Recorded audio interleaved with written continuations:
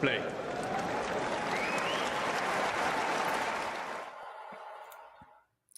Well, we're back. It's Talking Tennis, ready for a bumper semi-final day from across all over Europe. We have Munich, we have Stuttgart, we have Barcelona, and we have Banja Luka. Well, depending on what country in, Banja Luka is a little bit less accessible. But I'm here with Damien. How are you doing? Fine. Very excited for this, especially as I actually had to miss like almost all of the action yesterday. Okay. I was basically out all day, so gotta catch up a bit and just see what the guys are doing. I mean, most of the week I was present. I was active in my tennis watching duties, but yesterday, I just watched like one match, early in the morning, and it wasn't a main tour match either. So, definitely gonna do some catching up. I already know the scores and etc. of course, but. Just very excited to dive into these. I think we are starting with the first Munich semi, right?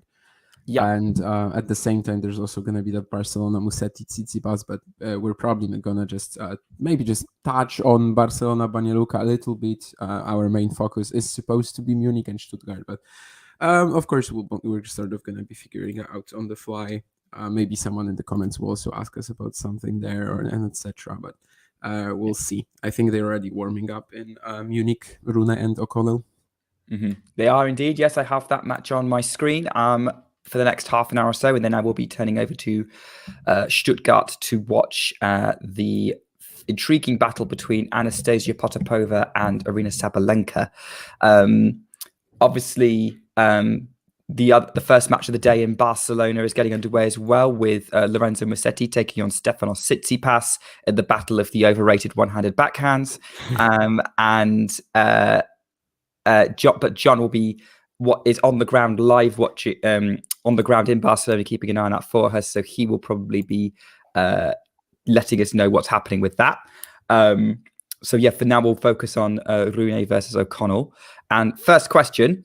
Does O'Connell have a chance? Damien, what do you think? I don't know. I mean, he definitely played one of the best matches of his career against Zverev. We've seen him produce a very high peak level before, but I don't really buy it. Rune. I'm frankly surprised he's even playing this, but of course he's the defending champion. Maybe he felt some pressure that he needs to come back and win it again. I don't know. But right now he's in the semis. He's already played 2 matches. He's not gonna get too worn out for Madrid if he just beats O'Connell and then tomorrow plays, I don't know, Fritz or Van der Zandschulp, right? It is.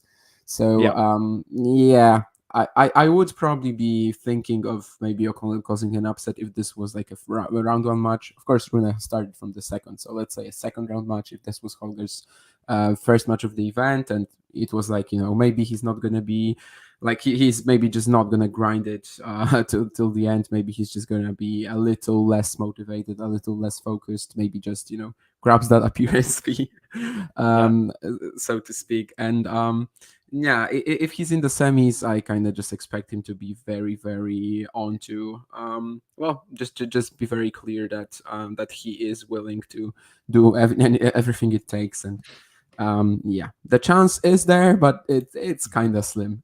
Rune is definitely not Zverev right now, and that's I just think these two upsets would not be really in the same league for me. No, I would agree. I think Rune is definitely looking good. I think he was a little unfortunate to lose that Monte Carlo final to Rublev. Not too unfortunate. Rublev played well, but I think there were some physical issues that probably prevented him from being a bit more clinical. I don't think O'Connell's going to be quite the same physical test. I've not really watched O'Connell much. I have watched a couple of bits and pieces. I've never watched a whole one of his matches, but I know him as by reputation as when he's on it, being a real thorn in people's side. I think the first time I saw it was when he went it went 5 sets with a top player. I think it might have been Monfils at Wimbledon a year or 2 ago. And I was like, who is this guy? I mean, obviously Monfils is Monfils and he'll have a bad couple of sets, but still I think by what I gathered, O'Connell was actually playing well. So does he have a chance? I agree with you though. I think he's got to hit through Rune, and I don't know if O'Connell's really got the game for it. Yeah, I think I first learned about O'Connell. Yeah, I think I did. At least noticed him more thoroughly. I was when in 2019 they had this weird reform of the tour when the ITF tournaments wouldn't really give you points for the ATP rankings. They would have a separate classification, and just 600 players would be pros. And that only lasted for half a year. They decided to skip it eventually because, well, it just made it very hard for these ITF guys to progress into challengers, because there were just a few spots from the ITF ranking reserved to every challenger main draw, but it just wasn't enough. It was extremely hard to break through unless you did a Christopher O'Connell. And the funny story about that year was that he was actually one of these players who lost his ranking. He was outside the top 1000 in 2018. And when they did the reform, he fell out completely. But well, he quickly took care of that. He made 15 finals that year or something like that, and won his first challenger. I think only broke the top 100 last year, right? Or maybe even last year. But of course, he was very, very close ever since, just constantly between that ATP challenger level, and clearly deserves to be here. And I think this is his first semi as well, right? Because he made the quarters in Marrakesh this month. I remember very close match with Kotov. Easily could have made the semis. And also there was that one. I think that's the event that everyone talks about when talking of peak Christopher O'Connell was Atlanta a couple years ago. He had just an insane run there, beating Sinner, of course, and. No, actually, he made the semis. I forgot about that. He made the semis in San Diego last year, losing to Nakashima. So he does have one ATP semifinal prior, but this is his second, and one of the best wins of his career against Zverev for sure. Maybe even the best one. I don't know how what do we think about him beating Diego Schwartzman at the 2022 Australian Open, but because that's apparently the highest ranked opponent that he's ever beaten. But yeah, I don't think you can read too much into that, because 2022 Schwartzman was different to his 2020 or 2021 version. Especially on hard court. So that being said, O'Connell does seem to be an interesting specimen in that he's a Aussie New Zealander. He's New Zealand, right?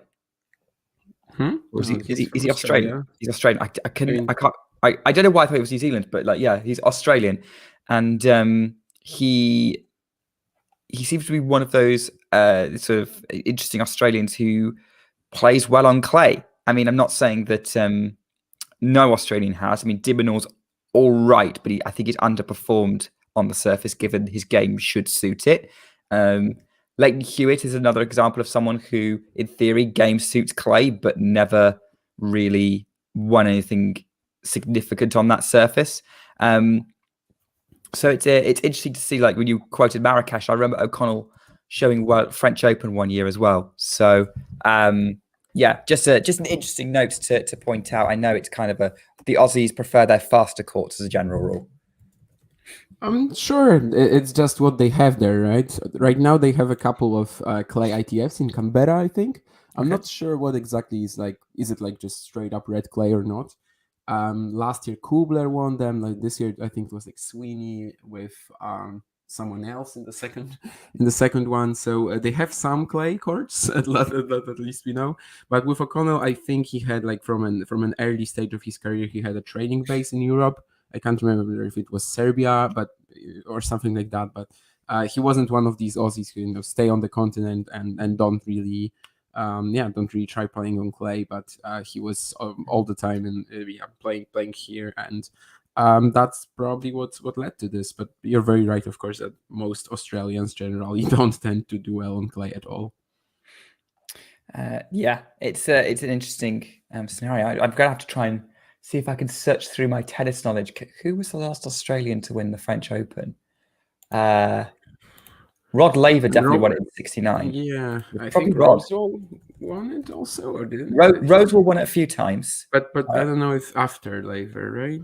No, 1771 was Jan Kodesh. 72 was Andres Jimeno. Man, Stasi in 73, then So Borg. probably no one since then, I think. No, right? not for Australia. Newcomb wouldn't have won it. In the men's, anyway. Obviously, Ash Yeah, Barty in the won it. men's, yeah. Yeah, Ash Barty won Yeah. it a few years ago. Yeah, so it's probably Rosewall then later, and then no one up until the day. Yeah. Yeah, pretty much. Yeah, the last great Australian generation from back in the days when the Aussies were the dominant force in tennis in the 50s and 60s. Yeah. Oh, John has misspelled Tsitsipas's first name, I see. His name is Shreffanos. Yeah, Shreffanos Tsitsipas. Henceforth, people refer to him as Shreffanos. Matthew is commenting something about Rune still has to establish the indomitable aura before we call his defeats a shock. Didn't get over the line in Monte Carlo, so needs to win this title. To an extent, that's true. I mean, he hasn't really been a consistent player in terms of his results, right? I mean, he's just, especially the beginning of the year before Monte Carlo, like his win-loss record was like what, close to 50% or something like that. He was really just not in good shape, and even last year, if you think about sort of the progression that he had, it was a couple of terrible months at the beginning, then that run at Roland Garros, which came, well, not out of nowhere given his potential, but kind of out of nowhere given his results. Also won a challenger in the meantime in Sanremo. And then, of course, that huge finish to the year. But he's never really produced results on a consistent basis. He's probably going to start doing that. But Matthew is right that he hasn't really. And I guess it's on clay, it's just going to be tougher to upset him, probably. Even though, you know, in the future, I think he doesn't seem like a guy who will really care what surface he's playing on. Just has the game for all of it, I think. So we'll see about grass, but of course that also the lack of experience is a bit of an issue here for sure as well. Yeah, we've said the same thing about Sinner and Alcaraz, and they both seem to show they were okay on it last year. So Rune is probably, and I think Rune's got the game that would work on grass. He's got to get used to the movement on it. By the way, he's currently very comfortable. Rune in this semi-final. He's just He's just raced to a 3-love lead in the opening set. Only the one break, but very much in control here. Yeah, I mean, like his quarterfinal on was it his Roland Garros debut last year? I think it was his debut last year. Has to be probably because I think he started like 2021 at 400 something in the rankings. Yeah. So I think it would have to be.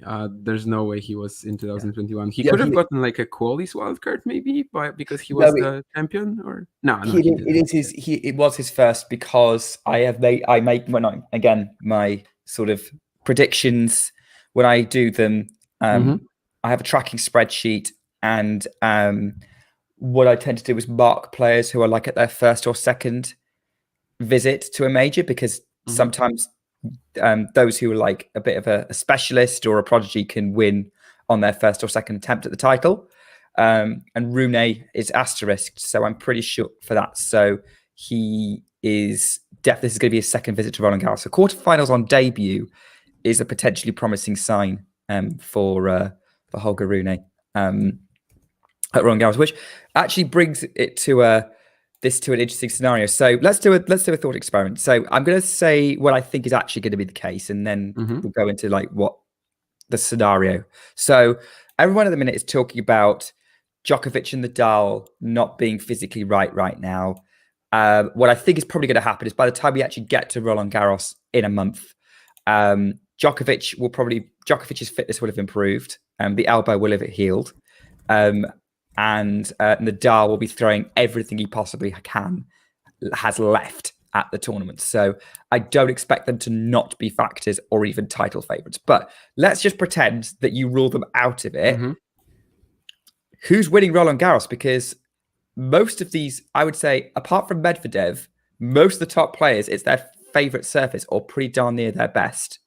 It would be very open, and I'm not entirely sure Alcaraz has that much of an advantage over the rest of the field on clay. Doesn't he? I mean, maybe we're going to see Barcelona, but yeah, for me, he would have to be the top favorite right now. And like, even if I'm counting Djokovic and Nadal, we'll see if he even plays, right? But of course, he'll do everything to be there. And I think even with Djokovic in the field, he's like Alcaraz would be my first choice right now. Maybe Djokovic wouldn't be far behind, definitely not. Provided as well that his elbow is going to be fine, because that's another topic. I mean, I'm just assuming that in the month he's gonna be okay, but of course that's just an assumption. We can't know that. But yeah, for me right now, it's definitely Carlos. And is there like there's just not that many players in the field, I think, who can really touch him. Of course, there are these. Sinner has played some amazing matches against him. Clearly, steps it up anytime he plays Alcaraz. So if they actually play, I would maybe be they're thinking that Alcaraz can do could maybe lose, but he struggled so much with Ramos Vignolas last year. I don't think something like this is really possible anymore. To this type, well, not to Ramos Vignolas because he's in like awful form, but just to that sort of type of opponent. I'm not really sure that's possible anymore. He lost to Zverev in the quarters, who's not really a factor right now. Maybe he will be by Roland Garros. And Zverev just was just too good at defending that day for Alcaraz. So maybe someone like this, but there's not that much really on the tour, so I think it's going to be very, very hard to stop Alcaraz. Rune is definitely a contender. I would love to see more of that rivalry. Of course, with Rune, we also have these concerns about his simply endurance in best of 5 matches. Which you mentioned actually that in Monte Carlo, like I'm pretty sure if he was healthy from the get-go, of course that was mostly the semi-final that he finished late with Sinner, but if he was physically ready to play that match, I'm pretty sure he would have won it. But let's just say that it would have looked very different because he wouldn't have to play that hyper aggressive sort of go for his shots from the get-go, because he knew that basically he didn't have the stamina to just go for a regular game plan. Let's say he had to play something completely different to his Sinner semifinal. So that's still definitely an issue. And all in all, it's gonna be very hard for me, I think, for anyone to stop Alcaraz this year. I don't really see that many players who can do it. I don't know. I guess you must have a few names. Yeah, I mean, I was thinking about that Zverev defeat because obviously Zverev is a player that has a very clear ceiling despite his career highs, and has to have a very, very good day a lot of the time. But he comes into his own at Roland Garros and on clay. I think it's probably Zverev's best surface, actually. I think that defeat of Alcaraz, when Zverev was playing well, is someone who that's a sign to me that Alcaraz, yes, he has an edge, but it's not as big an edge as he would have on a hard court. It's more where I'm going with this. So then who else is in the mix for it? Tsitsipas, we know, plays well on clay, is a former Roland Garros finalist. His matchup against Alcaraz isn't great. That's the main problem holding me back. And then there's that sort of shoulder issue that apparently he's having. So I would say Zverev and Tsitsipas have to be in the conversation. I agree with you completely. Sinner and Rune have to be in the conversation. I think both of them are very comfortable at Roland Garros. Again, both quarterfinalists on debut. So that makes them incredibly dangerous. And I think either of them playing Alcaraz would be a fabulous match at Roland Garros. And then you have to throw in, you've got Djokovic and Nadal, who've talked about, and then sort of your kind of dark horses in terms of people who we know do pretty well on clay, but maybe don't have the extra bit to win the whole thing unless things really go in their favor, would be Casper Ruud, who is not really in form right now, and Andrey Rublev, who we know can run out of steam, can struggle to break through against top 10 players. But I would say just watch them, because I would expect them to still go deep, even if they don't win the things. So for me, the ATP at Roland Garros, you've got 10 people who could realistically win it. And then you kind of shrink it when you look at the matchup. It's when you look at the matchups between them that you can really shrink it to a list of core favorites, those being Djokovic and Nadal, Alcaraz, with Sinner and Rune being your dark horses. Yeah, I highlighted some comments from Matthew as well, who was basically saying the same things. I think that Yeah. Rune and Sinner just have a decent shot at Alcaraz if they actually get to play him. It definitely seems like that. But yeah, at this point in time, it's kind of hard to look past the Spaniard as the main favorite. Taking into consideration, of course, the issues of both Djokovic and Nadal.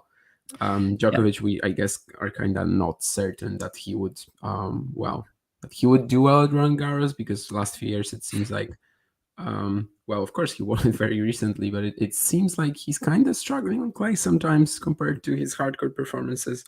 So I don't know if I think that he is just as much of a favorite as Carlos Alcaraz healthy. Of course, a healthy Nadal we wouldn't really be looking past, but it's kind of hard to know if Rafa Nadal will ever be healthy again, because well, he has that chronic injury, and it might be he might simply be forced to play with some sort of physical pain, some sort of physical discomfort until the end of his career. So, yeah, it all makes it very tricky, I suppose. We haven't really been talking about the Rune-O'Connell much, but that's also as well. O'Connell just had a pretty poor service game at the beginning, and not much has been happening since. But he No, is on the board. Rune's So, all over him at the minute. Like O'Connell just yeah. about held to deuce, but Rune seems very much in control right now.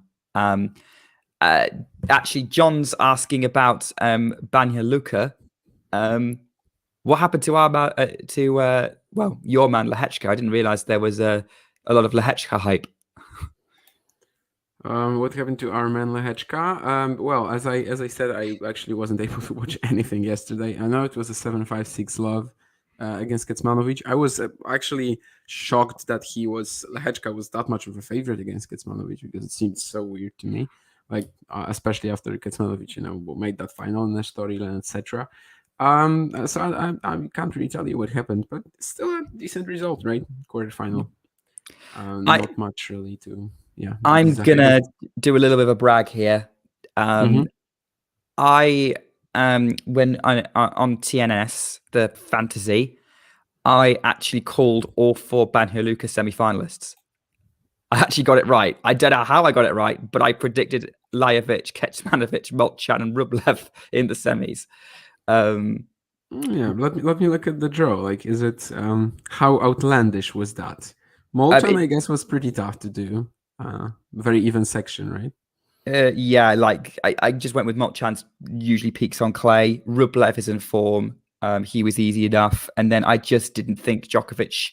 With Djokovic already saying his elbow wasn't great, and I actually thought he was going to lose to Stan, but obviously he didn't. He ended up losing to Lajovic, who was still a threat. But so yeah, then you so had Stan losing to Lajovic. Yes. Okay. Yeah. So yeah. I figured Stan would put everything out there to beat Djokovic, do it, and then have nothing against Lajovic. Yeah, it's such a shame that we didn't get that much, frankly. I'm sorry, Luka Vanash, but I just wanted that Djokovic-Wawrinka match again. And yeah, I mean, Stan missed so many chances in the opening round. If I was doing these, I probably would have had Wawrinka, or maybe went with some insane peak with Medjedovic or something like this. But yeah, I guess these are the ones that you got that you did very well on, Lajovic and Molchan. These ones were pretty tough. Yeah, and then in my final, I've got Kecmanovic versus Rublev, with Rublev winning the title. That's looking kind of likely right now. Not gonna lie. Interesting updates from Barcelona on the scores that although Tsitsipas looks like he's got break back points against Musetti, but Musetti getting the early break there. I mean, sort of in general terms, how do you see that semi-final going? I kind of thought Tsitsipas would have that one because Musetti would be becoming a little bit cold, having not played yesterday. I don't know if that's that much of a factor. He was also struggling physically, right? In his third round match in Barcelona. That's a third round match against Nori. So maybe it's actually more helpful to him. I know this is a match that I think really Tsitsipas should be cleaning up, but he has struggled with Musetti in the past, and I guess it's just going to tell us a lot in regards to where the Greek is right now, because in Monte Carlo it feels like we didn't really get that much info, or like rather the info that we got was pretty not really too positive for the for Tsitsipas. I mean, he just had a couple of matches where he didn't get any rhythm at all, and then was just blown off the court by Fritz. So certainly needed a few matches here, and yeah, would just like I guess I would just like to see where he is right now, and how easily he wins, or if he wins, is probably going to be some sort of an indication. O'Connell actually had a break point right now, just putting a lot more balls into the court, forced out an error from Rune, but it's back to deuce. But since he got on the board, he's definitely feeling a little more confident, and just feeling the ball a bit better, and causing Rune some issues for sure. Yeah, I mean, Rune did save that break point with a ferocious forehand winner up the line that he kind of ran around to hit. So he wasn't going down without a fight. Yeah, I mean, I saw a fun comment from Matthew asking how many games Evans will get, 2 or 3. I think that's harsh on Evans. Like for the whole match, I don't see it being a 6-1, 6-1, or even a 6-1, 6-2 loss. It'll probably be, I reckon he'll get 4 or 5 games, maybe even 6. Alcaraz will have the edge, but Evans is a scrapper, and whilst I think Alcaraz is the superior player, I don't think it's going to be he's going to steamroller the Brit. Yeah, I mean, Evans just, of course, his game shouldn't really work on clay, but we've seen it before that it somehow does. And as well, that slice, even though it bounces, of course, quite a lot higher, is just not as tricky to face. I think you're very right about him just being a pretty smart player who knows what to do, knows how to just maybe throw in something weird for the opponents to play against, and that can really get you far sometimes. I was actually wondering about this today, because I heard a friend of mine was like rambling about Cerundolo losing to Evans on clay, and like, how is it possible? And I was he beat Djokovic on clay. I mean, of course he can grind out wins on the surface, and I was just wondering, like, is Dan Evans, let's say, I don't know, a top 100 player on clay? How is that? How would you even answer this sort of a question? Like, if Dan Evans, for example, starts playing clay on the Challenger Tour right now, does he win titles? I have no clue. I mean, it would be very weird to say that an ATP 500 semifinalist in Barcelona was not a top 100 player on clay, right? That's probably a bit of a stretch. Top 50, probably most people wouldn't really think of him like that, right? But yeah, it's just very hard to compare. Of course, he usually doesn't play that much on clay. Even if he plays a lot of events, like last year, he usually just has a few matches because he's losing early. But he made the semis in Monte Carlo as well, right? I mean, he is very competitive. Yeah, he is very, after beating Djokovic. Yeah, he is very competitive on the surface. Some of that is definitely just his ability to fight and stay in the match. Yeah, I think Dan Evans has to be a top 100 player on clay. I think his results show that. It obviously surface specific doesn't. I don't think there's many people in the top 100 that you would the overall top 100 you would kind of drop out to say, saying they can't play on clay. At least no one, or at least no one in the top 50. Even Medvedev is okay on clay, even though he hates it. Says he hates it. Your comment about it reminded me of sort of hearing about Tim Henman getting to the 2004 Roland Garros semi-finals with a game that shouldn't work on clay, but it did. He served and volleyed his way to the semis and was the only non-Argentine in the mix. I think he lost to. I think it was Gaudio ended up losing to in the end. 5-setter, right? Yeah, so he could have ended up in the final. Like, that would have been the most grass court. If Correa choked against Hedman in the final, it would have been grass court specialist winning Roland Garros.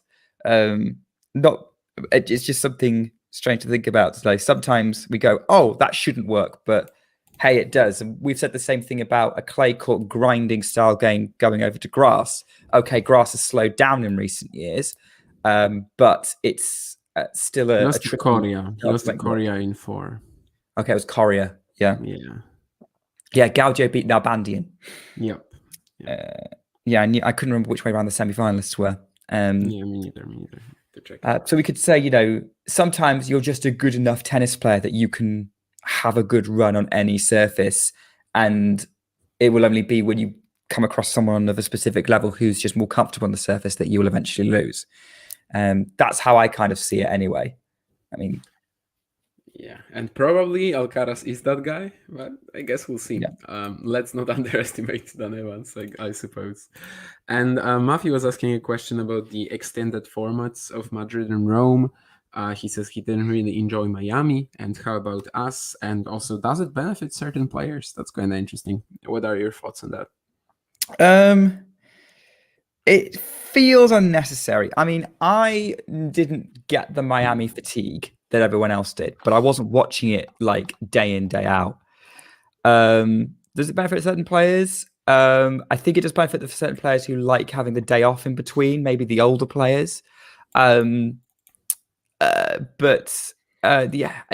I don't see it as, I don't think it's necessary, but I also don't necessarily think it's bad. Let's see what happens with this first one and find out. I don't think they needed to do it at all. They're just trying to make the Masters into mini slams and trying to hype up the rest of the tour. So that's how I kind of see it right now. I'm not particularly worked up about it. Yeah, I don't know if I care. Yeah, I mean, I don't see if it was needed.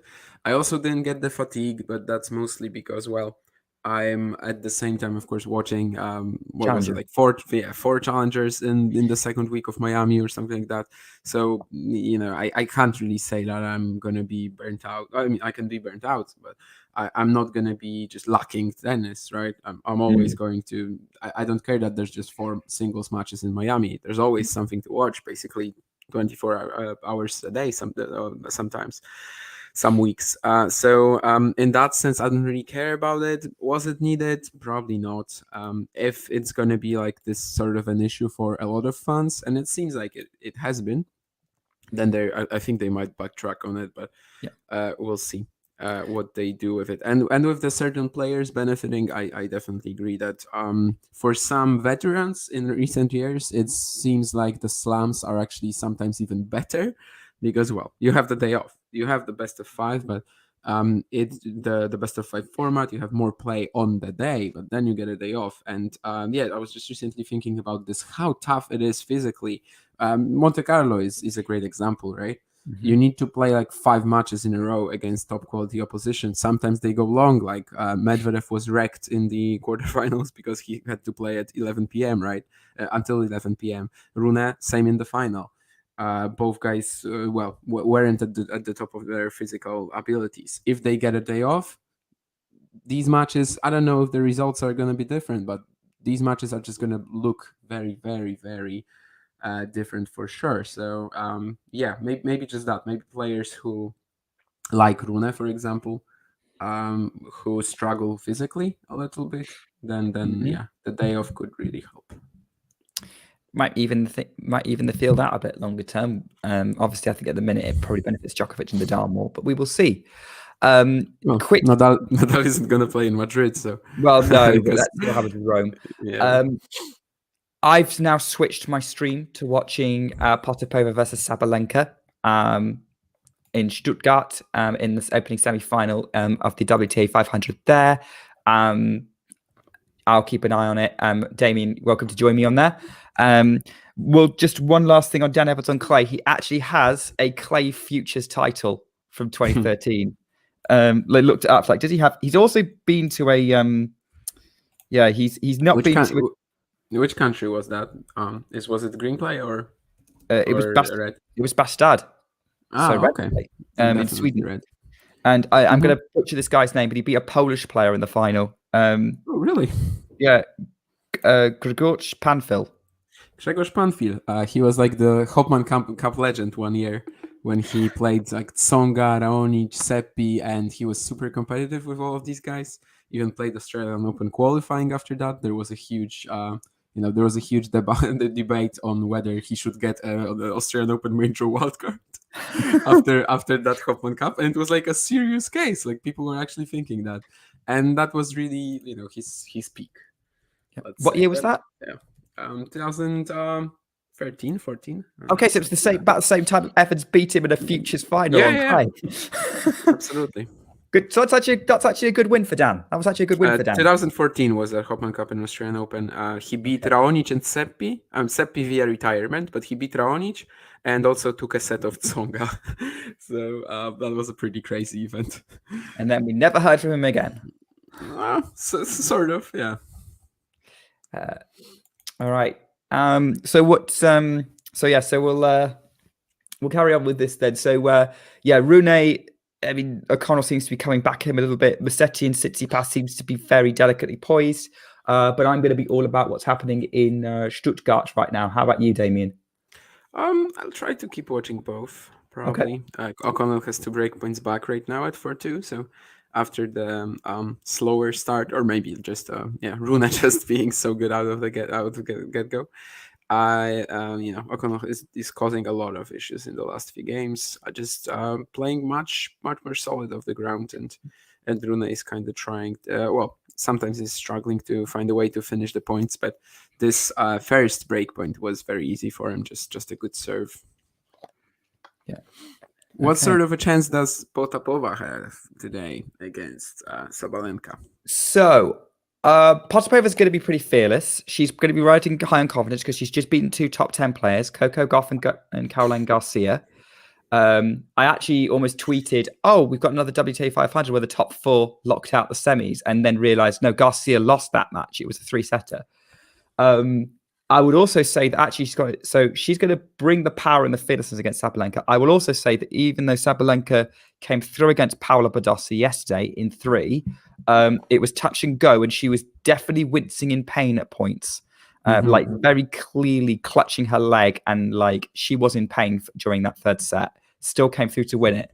So if that continues, then I think Potapova is a legitimate threat. That being said, Sabalenka is 40-30 up in her opening service game with a backhand winner. So Potapova is a player who has kind of been on in the mix for kind of top 10 of her coming through from her age group.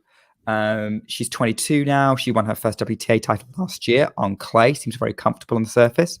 And is obviously having a very good run in Stuttgart as well. So, I definitely see her as potentially pushing Sabalenka. If Sabalenka is dosed up on painkillers or the injury is a little bit more improved, then she'll probably still win this match. But I'm expecting a competition. And if you like, what Miles calls big babe tennis, this is probably the match for you. I mean, Potapova is actually surprisingly well balanced. Like a lot of matches, she just wins because she's also good at just defending, getting to balls that usually you wouldn't really expect a decent counter of. I think that really also separates her from the pack. You mentioned her peers, and there was this match in Miami, for example, against Qin Wen Zheng, when you could really see that even though usually we think of the Chinese as the one with more potential, she just is a lot more, just based on that aggressive shot making, just a lot more one-dimensional than Potapova is. And I just fully expect her to be in, the top 10 in 2 years or a year or something like that. I think she definitely has that peak, I don't know why, but my brain keeps thinking of Russians who have made it to the top 10 in recent years. So you've got players like Kudermetova, Kasatkina. I think she's far above either, frankly. So maybe not right now, but just in terms of her game being much, I don't know, just much more interesting in not in the sense that Kasatkina with her hands and just artistry sort of and the variety isn't great. I just don't think it's really a style that's born for the modern game, probably. And Kudermetova is just a pretty weird top 10 player to me. Kudermetova's is like a solid, consistent player who gets wins. But there's nothing about her game and like any shots that she has that makes you go, wow, I think that's fair. Like I thought she was going to beat Goff. It ended up being a pretty close match, pretty good match. Goff came through it.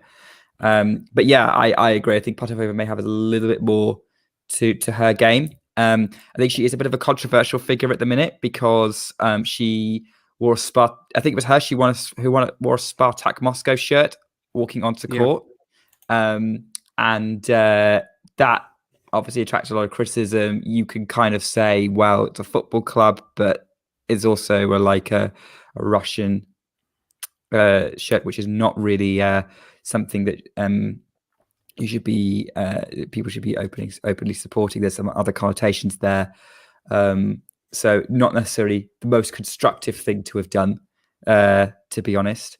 So it'd be interesting to see what happens with her in Wimbledon and whether she's going to sign that bit of paper that will allow her to play. She said that she is.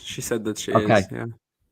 That's interesting. There was a quote from her like a couple days ago. I might try to find it now, but she basically said that she is, and that she is against. I don't know if against the war. I don't want to, I don't want to just mess it up. So I'm gonna try to look for it. But yeah, let's be fair. Let's be professional journalists, and let's use her own words.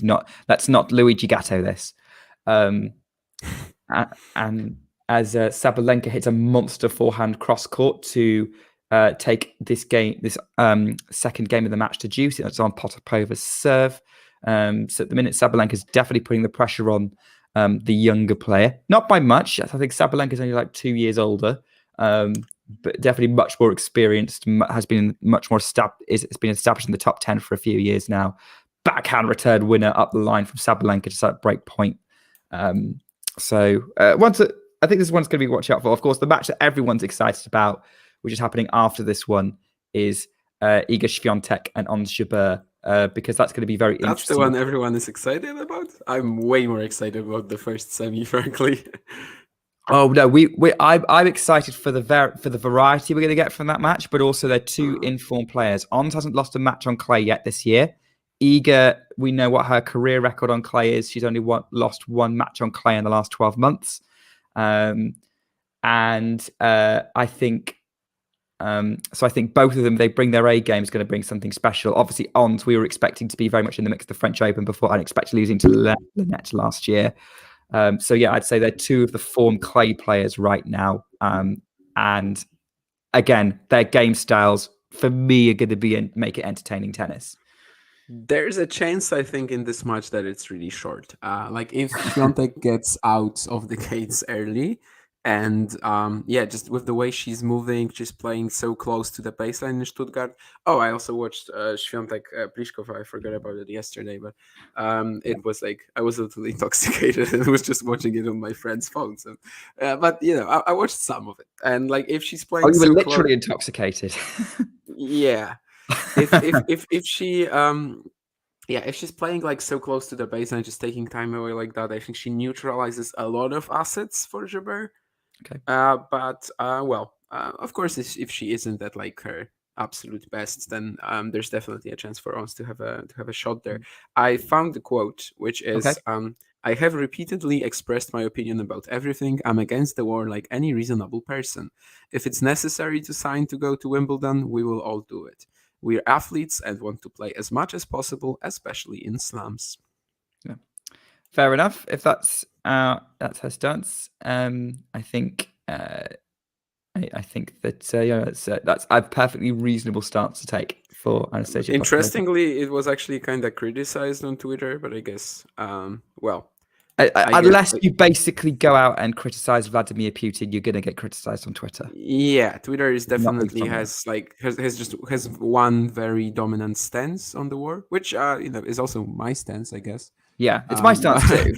Yeah, like it is very, very dominant for sure. Yeah, I think it's very difficult. I do not find a reasonable argument for.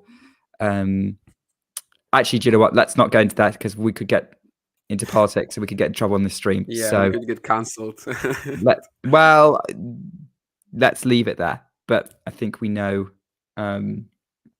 I think we know what's I think we say we definitely sympathetic to Ukraine on this stream, as Sabalenka is currently bossing this match right now. She's broken Potapova, is now 30 love up, and she's just hitting monster winner after monster winner.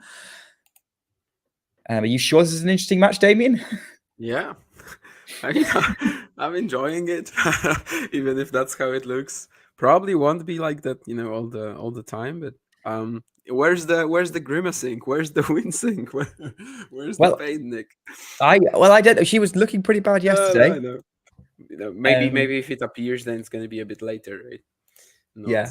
Not While right. she's winning, it probably won't show up because she'll be playing through it. It'll get to her if she allows it mentally to affect her. If she's maybe struggling a little bit more, Potapova gets a foothold in the match. There's a lot of psychology around injury, which is quite interesting. Nothing you see on a tennis court is necessarily straightforward. Yeah, and Rune has just taken the opening set. There was a brief moment at 4-2, and there was still something. Well, there were still a couple of chances for O'Connell, but he cleaned that up easily.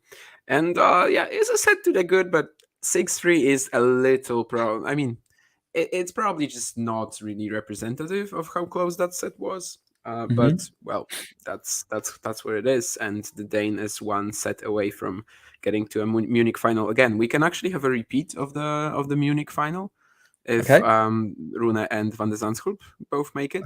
But Botic had to retire last year at 3-4 down, I think, which was how Rune got his first ATP title in this pretty weird way. And we can also have a repeat of the final in Munich, in Stuttgart, of course. Yeah. If Swiatek and Sabalenka both prevail. Actually, Sabalenka is the 2-time defending runner-up. I don't know how to. She's gonna want. Yeah, because she lost to Barty the year before. Yeah. I predicted Sabalenka to win Stuttgart. I thought she would. I mean, she's the only semi-finalist that I got correct in my predictions, because I thought Swiatek would lose to Zhang. Because I thought she'd be coming in a bit cold, and I was thinking about Zhang at Roland Garros and how this surface might suit her a little bit more, and Iga a little bit less. I was a little bit pessimistic about that one as a Swiatek fan. And then another example of something I got wrong. I thought Iga would completely walk all over Pliskova, and that didn't happen. She edged it in the end, but that opening set, Pliskova was just like lightning for the first 4 games. Yeah, Pliskova is an amazing Stuttgart player as well. I mean, I'm saying Stuttgart player because it's a unique compare exactly right. Madrid, I guess Madrid is the closest, but it's still not close. So yeah, you can really say that someone is a good Stuttgart player, and Pliskova definitely is. I thought Zhang was gonna be a better one. I agree. I just don't think she was moving that well on this. Very sleek court, which Iga in turn is amazing at. Can just hit these slides every single time. So I think that was a big reason why this match was a lot less interesting than I pictured it. Pliskova, of course, is also a former champion, like Swiatek, I think, from 2018. And generally, over the years, she has always at least played well in Stuttgart. It's such a tough event. With extremely hard draws, especially now that it doesn't have a 250 to go alongside it. But so maybe she wasn't always winning it, but she was always playing well in it. Yeah, I think going back to what you're saying about this potentially being Sabalenka's 3rd consecutive final at Stuttgart, it's a sign that she's probably going to win it, right? Like, she's you can't get to the final of the same tournament 3 years in a row and not win it eventually. Does that ever happen? I'm trying to think. I mean, I guess 3 in a row. Like, obviously, we've got people to be Federer and the French, right? Oh yeah, that's Rafa for 2006, 7, and 8. Yeah. You're right. 3 years in a row. Sure. Maybe Djokovic in the French as well. No, he won against Murray, so no. It is pretty rare, but yeah, of course, with Federer and Nadal, the matchup advantage was just so huge that neither of these matches were actually that close. 2007, I guess, the closest out of these. So what would a Swiatek-Sabalenka matchup in Stuttgart look like? We know what it looked like last year, but they were very different players. Iga was unstoppable. Sabalenka was definitely not. Whereas this year, Sabalenka looks like she's had a really, really strong start to the year. Definitely stronger than Swiatek's. But on the other hand, it's also we're back on clay. So interesting. Didn't know about Sabalenka not being a fan of the Stuttgart court. So she's doing well. That's weird. That's weird. I mean, it seems like perfect conditions for her, honestly, for all of these big babe tennis players, like Miles likes to call them. Yeah, I think for all of them, it just works so well. So that's kind of surprising. But I guess, maybe even if you make it the final twice in a row, and probably are going to make the final third time in a row, we can still dislike the courts. Why not? Yeah. I mean, hard isn't hard anymore. Okay. Famously, at the 1966 Wimbledon men's champion Manolo Santana said grass was for cows, being a clay court player growing up, and then he ended up winning Wimbledon. So don't always. Party won Roland Garros, right? As her first slam, which was kind of. I mean, she wasn't a bad clay court. Well. She had a lot of clay pedigree, Barty. It was definitely her weakest, though. Oh yeah, for sure. Out of it, yeah. If you're comparing, yeah, fair enough. Yeah. Hard isn't hard anymore. Yeah. There's some question from Mafi as well. What do you guys think about of the Roland Garros night matches being moved back 15 minutes after last year? I thought the consensus was to move it back an hour and get more women's matches. And what the hell is 15 minutes going to do? So they're going to start at 8:45 compared to 9. That's basically no difference. Frankly, I think that to avoid any sort of discussions like this, I think it should be like at the other slams. So start the night session a little earlier. One women's match, one men's match. Because it's obvious that if you only have one match, the tournament doesn't want to put many women's matches in because, well, they can be over in an hour. They can be over in, 45 minutes even sometimes. Yeah. So it's quite risky to do that. I think last year it was only, Swiatek play one? No, I think it was Serena.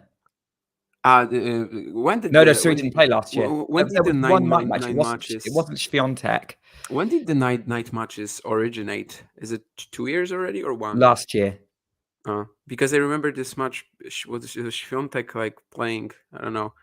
I don't remember Swiatek one round before losing to Sakari. I remember the 9 p.m. matches being discussed last year, but I think that was the first time they did a 9 p.m. Maybe it was the first time. So, but anyway, there was just one women's match that I remember, and I totally get the decision. I mean, they can be over in an hour, and that's really all you need to say about this. And that's not how it should be done. I think it just should be one women's, one men's.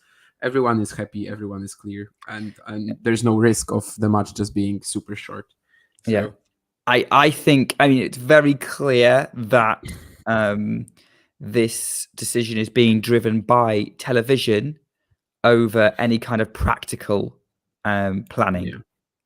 Because they also said, in addition to starting 15 minutes early, we will now have a half-hour pre-show, which basically that's all about spectacle. It's all about the TV viewers of come home, sit down, put on the French Open. But even if you started at 8 o'clock, let's say you have you got rid of that half-hour pre-show and it's an 8 o'clock night match start. Most slams that have night sessions start theirs at 7 or 7:30 their time. You need that extra time. So no, it doesn't fix the problems they've been having. I completely agree. The women's matches are going to be pushed out unless they put a Caroline Garcia match on, maybe kind of say, hey, we've got a top player who could win Roland Garros. At least that's how they can advertise it. So it looks like night sessions actually started in 2021. Okay. And 9 of the 10 slots were played behind closed doors because of the coronavirus curfew. Yeah. But that was definitely that match that I was thinking of. Swiatek against someone, Kostyuk maybe, 4th round, 2021. I think. Yeah, because that would explain why I remembered Serena. Maybe she played one in 2021. I don't really remember. But I think last year it was just one match. I just cannot remember. There was only one women's match. I can't remember who it was. Was it Danielle Collins?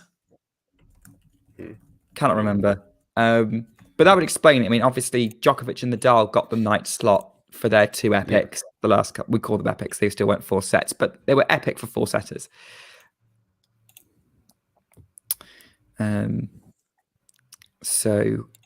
actually found the the schedules from last year, so I'm gonna try to. Okay, yeah, have a look. But, yeah, but of course I don't know which day it was, but it must have been pretty early. Oh, Cornet Ostapenko! Wow.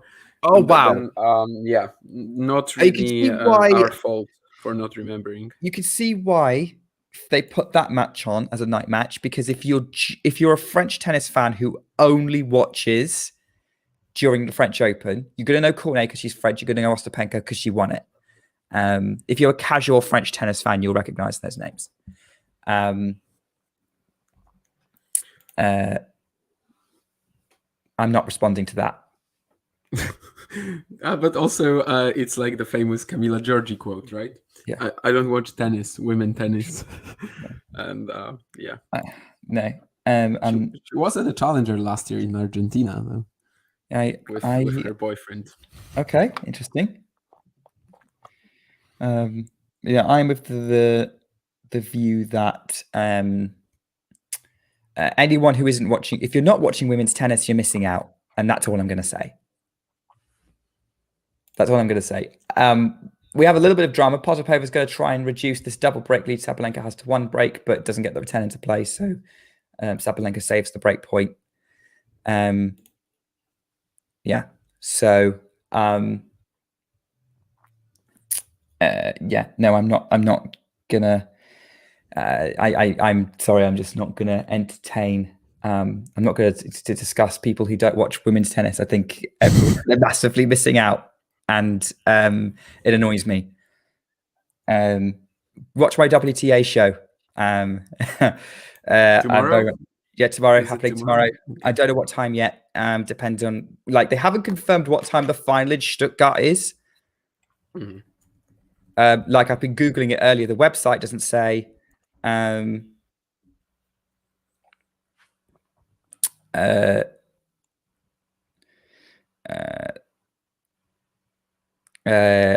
the website doesn't say, the WTA doesn't say, Google doesn't say. I would expect it to be like 1, 2, maybe 3 p.m. That, judging by when the semi-finals have been. Are they finishing the doubles today? No, it's just semis, right? So semis today, yeah. Potapova's also in the semis, by the way. She's after the Swiatek match. Oh.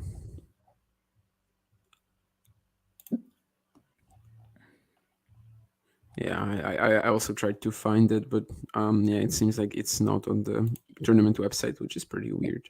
But yeah, like most tournaments have some kind of like schedule. Where at least for the final, they give you an hour. Yeah, especially in an indoor event, it doesn't seem like much can really be happen to the schedule.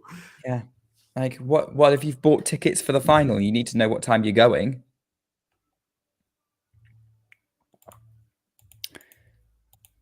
Yeah, it's definitely easier, but well, as all of it is in Europe this week, we should also be doing the ATP one pretty early, I suppose. Yeah. Any idea what time those finals are going to be? I haven't checked, so we'll find out. So is it going to be you and Mario again? I haven't talked to John or Mario about it, but probably. Okay. I don't know. I'm gonna have time, so I'm definitely gonna be there. If Mario, I don't know, but probably yes as well. I haven't checked when the finals will be, but it's all pretty much at the same hour, which actually kind of sucks, because even right now we can really see it, right? All 4 semis going on at the same time. It was Munich first, and then Munich and Barcelona starting at an hour ago, and half an hour ago Stuttgart and Banja Luka. So that's not really the best in terms of like viewing experience, but I guess TV is more important, and the general assumption is that no one is going to watch 8 matches in a day, I guess. Yeah. Rune just broke in the second set after O'Connell missed the forehand inside in. So Rune's in control then. Yeah, a set and a break to the good. I now know why my live score is only showing the Barcelona and Stuttgart. It's because I have set it to the matches that I'm following, because I wasn't planning on following the Rune-O'Connell match. I thought it was going to be very much a Rune. Rune was going to walk that one. I mean, he's not. O'Connell's pushing him. Yeah.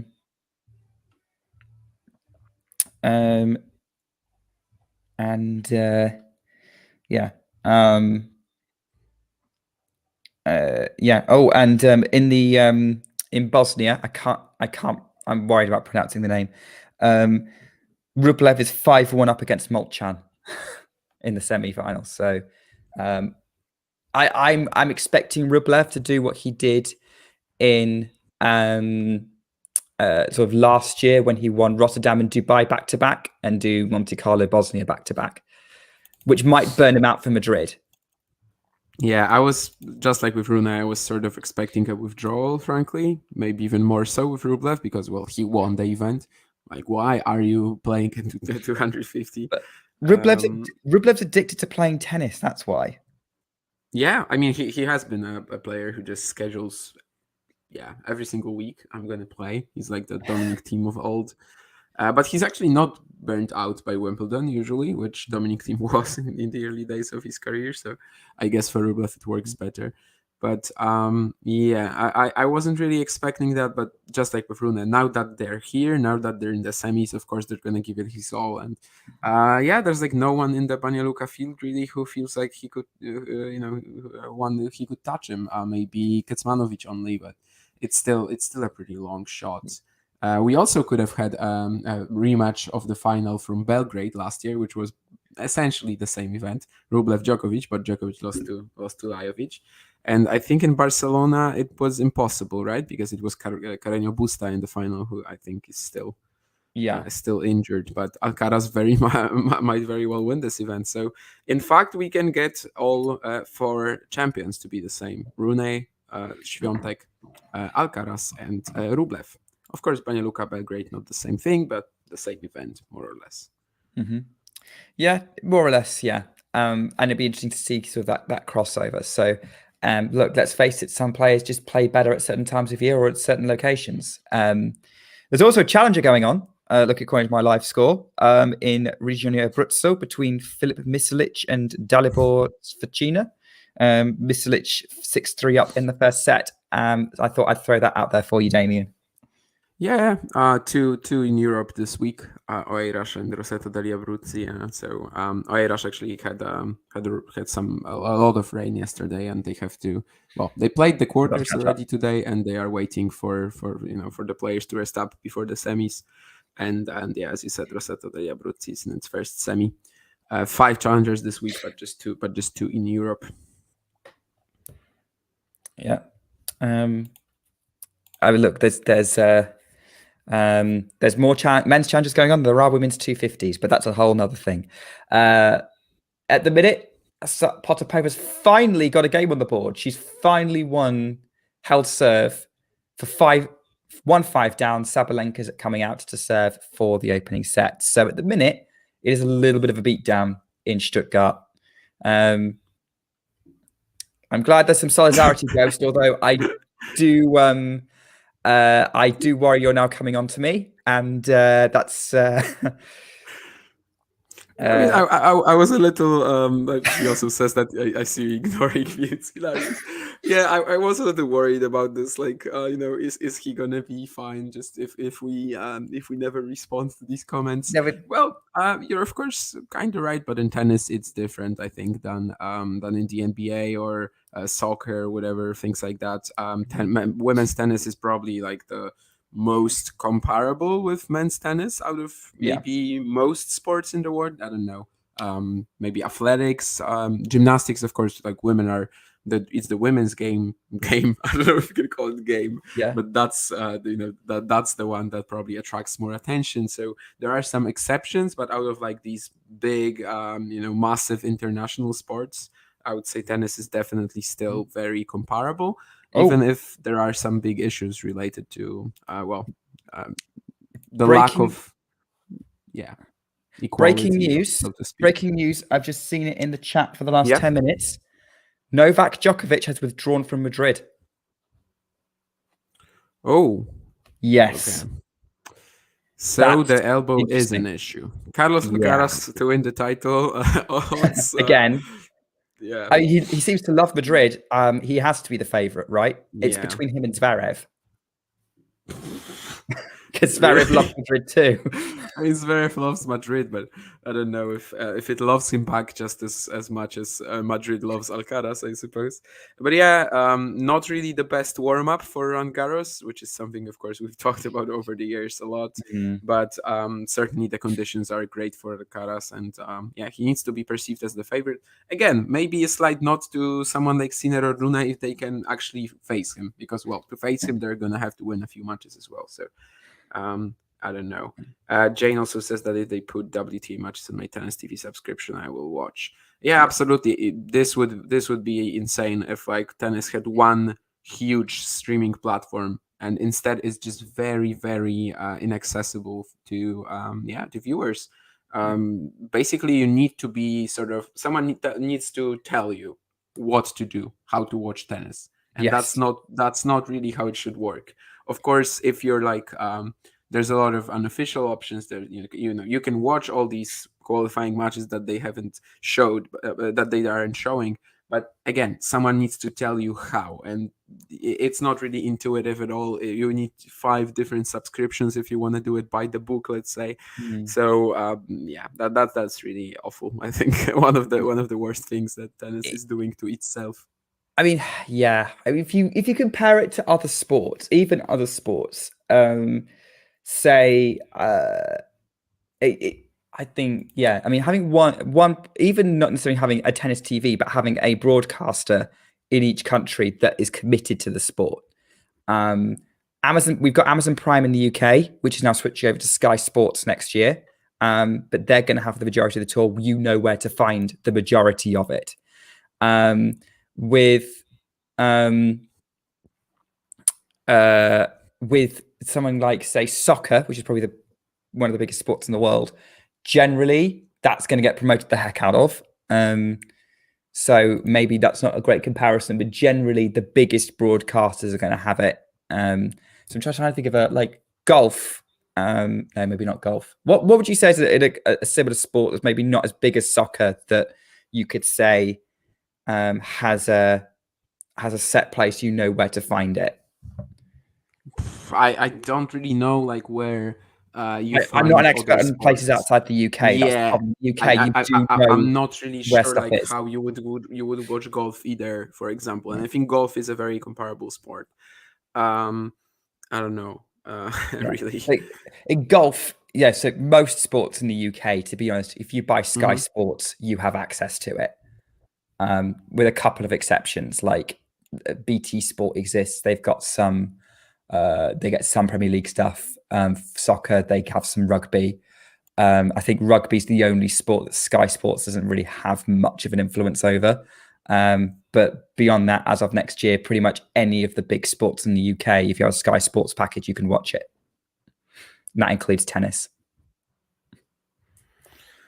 I don't know what it's like in Poland. There are a few sports channels. I don't own a TV, so Okay. I'm not really using them anymore. But as a kid, they were definitely important in my tennis watching. Basically, there's this one channel, Polsat Sport, which does Wimbledon and does all 500s and 1000s, sometimes some 250s. And then there's also Eurosport, which does the slams mostly. Like on a very rare occasion, they're going to do another tennis event, but mostly Eurosport just does the slams, but Wimbledon, because Wimbledon the rights are with Polsat, and that's really how you watch tennis in Poland if you're just doing it on TV. And before I was so into the sport, when I was living with my parents, I was definitely watching tennis on TV a lot. And so I guess it's somewhat easy. Some events, not of course not all courts and etc. Not not all the issues are still there, but it's actually pretty accessible. I would say you can follow tennis, and and right now, because I was just talking about the men's, the WTA tour is covered by Canal Plus, which is actually like a French. Well- Is that French? I think Or so. European? I think the company is French, but Mhm. like maybe the company behind it. Yeah, it is.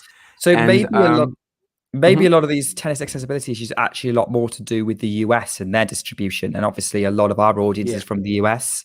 A lot of people we interact with on Twitter, and like our friends at Popcorn, some of our other friends at Talking Tennis, like Miles and Vanch, they experience this as well. So maybe a lot of these problems are US based, which neither of us have context of, and that's on us.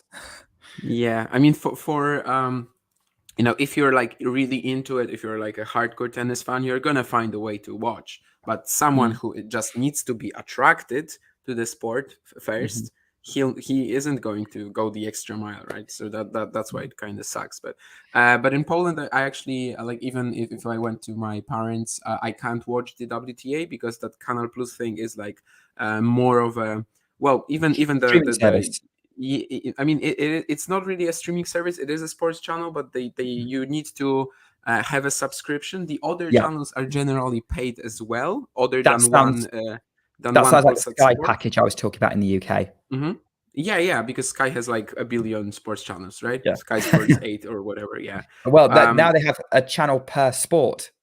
Oh, okay. So Even you that. have Sky Golf, Sky Tennis, Sky Formula One, Sky Football.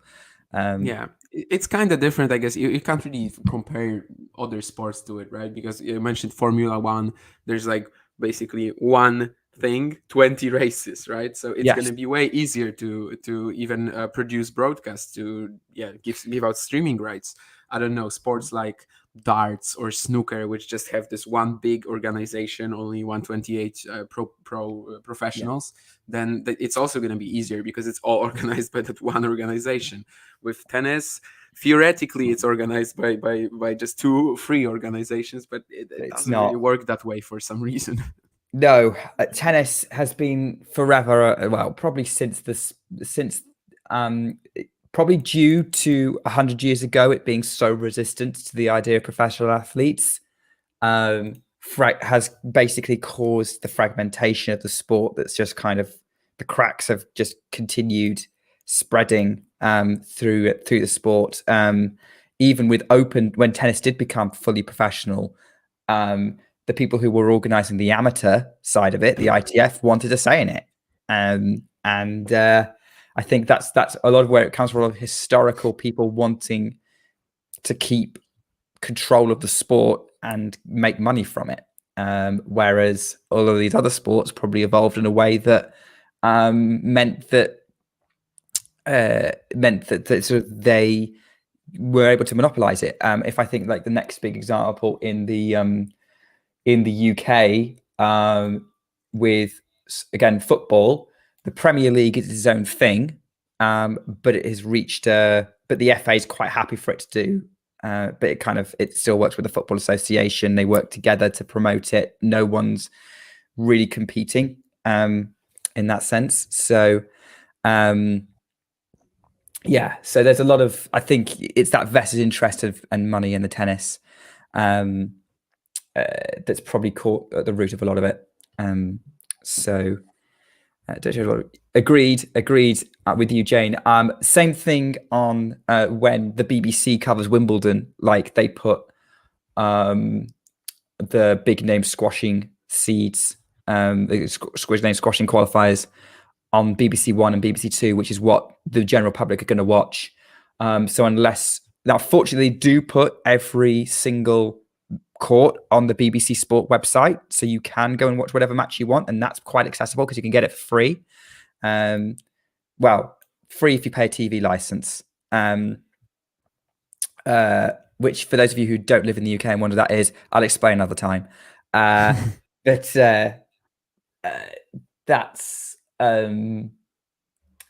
so you can go and find a match pretty easily that you want to watch, but again, it's this assumption that people want to watch a big name that they've heard of rather than watching a good tennis match, which I think is a better marketing tool. To be honest, if you're going to watch an amazing, what would I want to watch? Someone who I know who it is, and I know is going to produce a grand standard of excellence, or am I going to watch a clash between two really, really good tennis players? Like, I will watch every Iga Swiatek match, even though she's probably going to win it. But if I know that there's a match between, say what would happen in the first round, say Emma Raducanu and Leylah Fernandez had a rematch in the first round of Wimbledon, I'd be all over that over watching the Swiatek match. I guess it's a question of like who is TV in general, or I guess the tennis channels there directed at, because I think mostly it's going to be fans who are slightly more casual than you, at least. Yeah, perhaps not totally casual, because you still need to turn on the TV, but they have to see that Djokovic-Nadal match. That's what they want to watch, even if it's going to be easy. So yeah, it's a dilemma. The easiest option is just give people choice, right? And with what Jane said, I think the reason, which I don't really get, is that they just can't seem to give us like they want to produce this great product, with a commentator, with multiple cameras, and when on the back court they don't have it, they're just not going to show it on tennis TV at all, which to me is just absolutely inexplicable, and I can't really understand it. I don't know. This is a bit related, but in darts, there's this big event in March, which is called the UK Open, and it's usually on 8 streaming boards. And on 8 boards. It just played out on 8 boards. And before this year, it was only just 2 TV stages. And this year, they actually did something where you could also watch all the other 6 stages. The camera quality was pretty awful, frankly. And of course, there was like no TV production, no commentators, and etc. But you could just, you don't really need much. They just had one camera on the board, one camera on the players, and a graphic to show the score. And that's really it, right? And tennis could do that too. I mean, tennis is of course doing that with challengers and with streaming. And with other. These matches are also like streamed just off one camera, but they're just not shown in these official streaming services. Which just for a casual person, or for a casual fan, or for someone who just starts following the sport, they're never going to find it. They're never going to know how to watch. So, exactly. And hey, look, what's going to pull people in is going to be exciting matches. And maybe we're hoping too much they're going to watch the first week and find something exciting. Because let's face it, even though you probably have some dramatic matches, the real quality generally comes in week 2 of a slam. So I can kind of see that. But yeah, I would say the best way to market tennis is show it at the best it can be, and it doesn't really matter if it's sort of the level of the court or whatever. If you want to really push the nationalistic angle and like get hold of a right so you can watch a player, great. I remember about 10 years ago, Laura Robson, in the one WTA final she reached, wasn't going to be on TV. They will, it wasn't going to be on TV. And then at the last minute, UK broadcaster, the UK arm of Eurosport got it and broadcast it. It was horrible imagery, but it was worth it. Laura lost the match. It was to Shea Su Wei. So, not going to hold, good win for Shea. Everyone loves her. And she's coming back soon. Yes, that's going to be entertaining.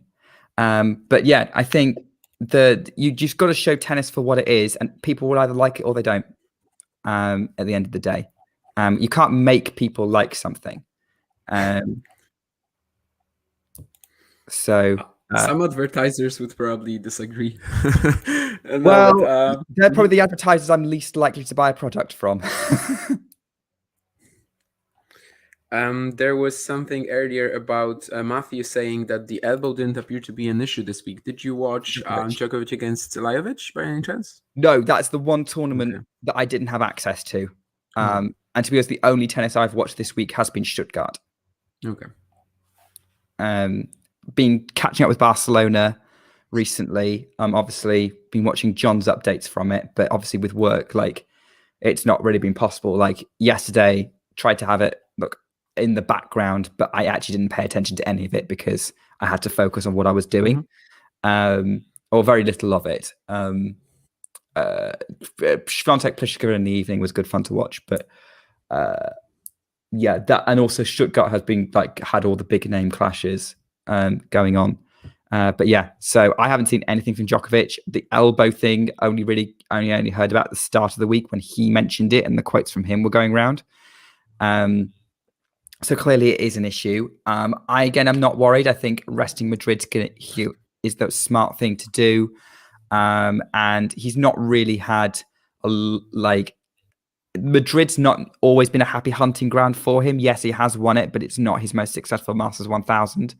So, and he's not redefending many points from it. So I think he'll be fine. Yeah, does that mean that Alcaraz will have a chance to come back at number one? I guess he would still have to defend because Barcelona and still defend Madrid, right? So Djokovic will be defending 360 points. So that would be not quite enough, I think. Yeah, because it really depends on how Alcaraz is in Barcelona. 365 points, I think, if Alcaraz wins both Barcelona and Madrid. So it could be by just 5 points. But he could have a chance after Rome because Alcaraz didn't. Yeah, Alcaraz didn't play Rome last year, and Djokovic is defending champion. So exactly. So very likely by this point that he gets to number one by the French, but we'll see. Alcaraz being number one at the French would be fascinating. Like do you know what? Even if Djokovic defended the Rome, Alcaraz just needs to just playing it, he would get to the semi, something like that. Yeah, and he would probably have it, but we'll see. It should be quite close. That can all fall really just flat on its face if Alcaraz loses in round 2 in Madrid, because then there's probably no chance. Mm-hmm. Yeah, trying to think. Yeah, no, he goes up to 6. Yeah, it's it's not enough. So but it's setting up for an Alcaraz return, and both being healthy. Like what we really want is a proper showdown between those two for number one. I think that would be absolutely fascinating. Ideally at the US Open if they let Djokovic in. And Rune is 2 points away from winning that first Munich semi. He actually had to save some break points in this game, and interesting. O'Connell has made it a little interesting, but it's 2 breaks up, so there's still so much time for him to close this out, and he's gonna have a match point now if he makes that smash. Of course, there's some history with Rune missing smashes from the Monte Carlo final, but as we said as I said already on some of the shows here, try making them with fouled legs, and it's gonna be pretty hard. So I can't really blame him for that. This one he cleans up pretty easily. Looks kind of well, I wouldn't maybe say tired, but just really wet. But it's not gonna matter really. For those who want a Stuttgart update, Sabalenka is 4-love up in the second set, so the score is 6-1 4-love. Tsitsipas and Musetti in Barcelona is going with serve in the second. Tsitsipas is set up, and Rublev is already a breakup in Shupska. And Rune has just won. Forced out an error of the backhand side from O'Connell. Very quick, very clean. Pretty much what he's been doing all week, right? 7 games lost against Hanfman, 6 games against Garin, and now 5 against O'Connell. If that is supposed to, if that trend is going to be maintained, he's going to drop just 4 games against Van de Zandschulp or Fritz tomorrow. But that could be tough, just dropping 4 games against one of these players. He will be the favorite, I think, in the final, regardless of who he plays. But of course, with Fritz, it wouldn't really be a big edge. Yeah. Especially since Fritz seems, Monte Carlo suggests that Fritz might be quite comfortable on clay this year, which is an interesting element to add into the mix, having another player in there. A bit like how Hurkacz suddenly showed he could play on clay last year. And Felix.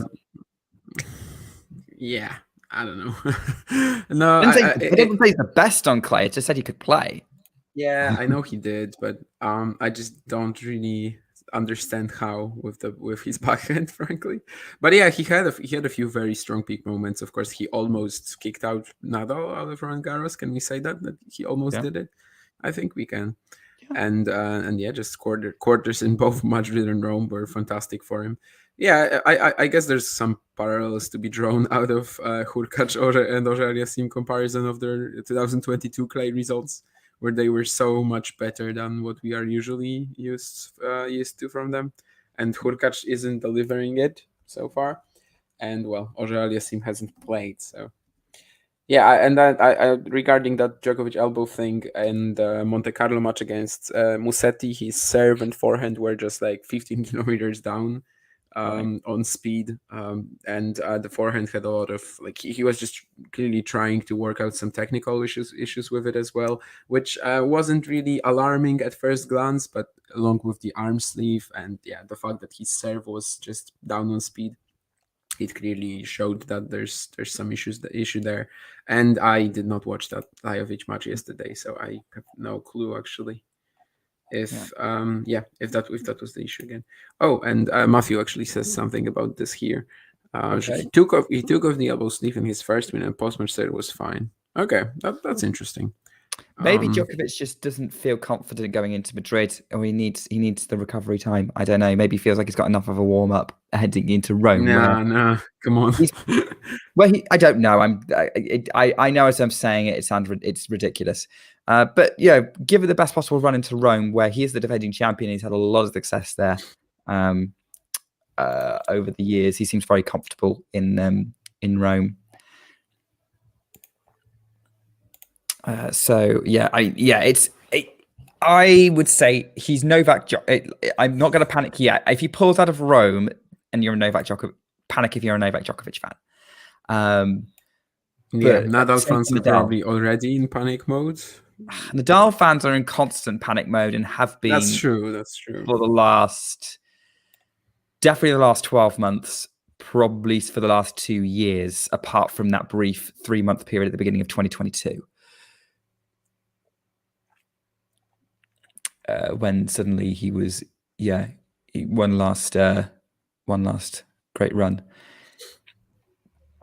I think Matthew's next comment's probably on its way.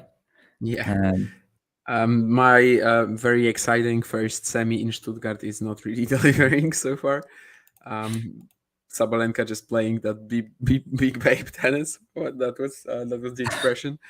Just far too well so far. Yeah. Yes, that's the expression. Yes. So at the minute, very much in control. I think that's ominous for anyone who's either an Iga or Jabeur fan. The fact that she's kind of come through this and Potapova, you wouldn't, is a lower ranked opponent that maybe she's had to face compared to Badosa or Krejcikova. But yeah, Sabalenka is absolutely bossing it right now, and it is a great performance. This is Sabalenka doing what she does best and blasting her opponent off the court. She moves to 5-1, holds to love. Potapova's serving to stay in the match. What do you think about that? How strong the draw is in Stuttgart and in general in ATP 500s in recent times? Is it an issue? ATP or WTA? WTA. I mean, yeah. Yeah.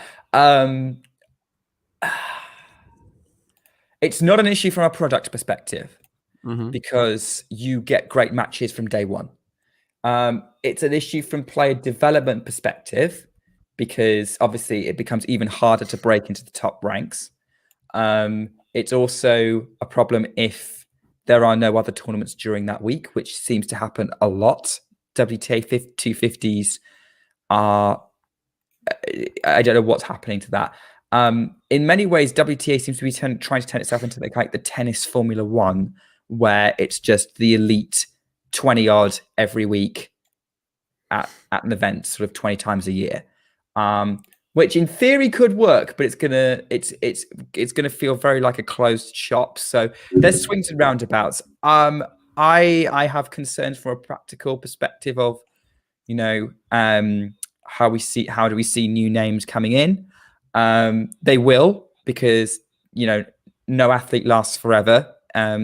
Even Federer and Nadal and Djokovic will stop. Serena Williams has just stopped after playing for over 20 years. So it will. Venus will stop soon as well. So there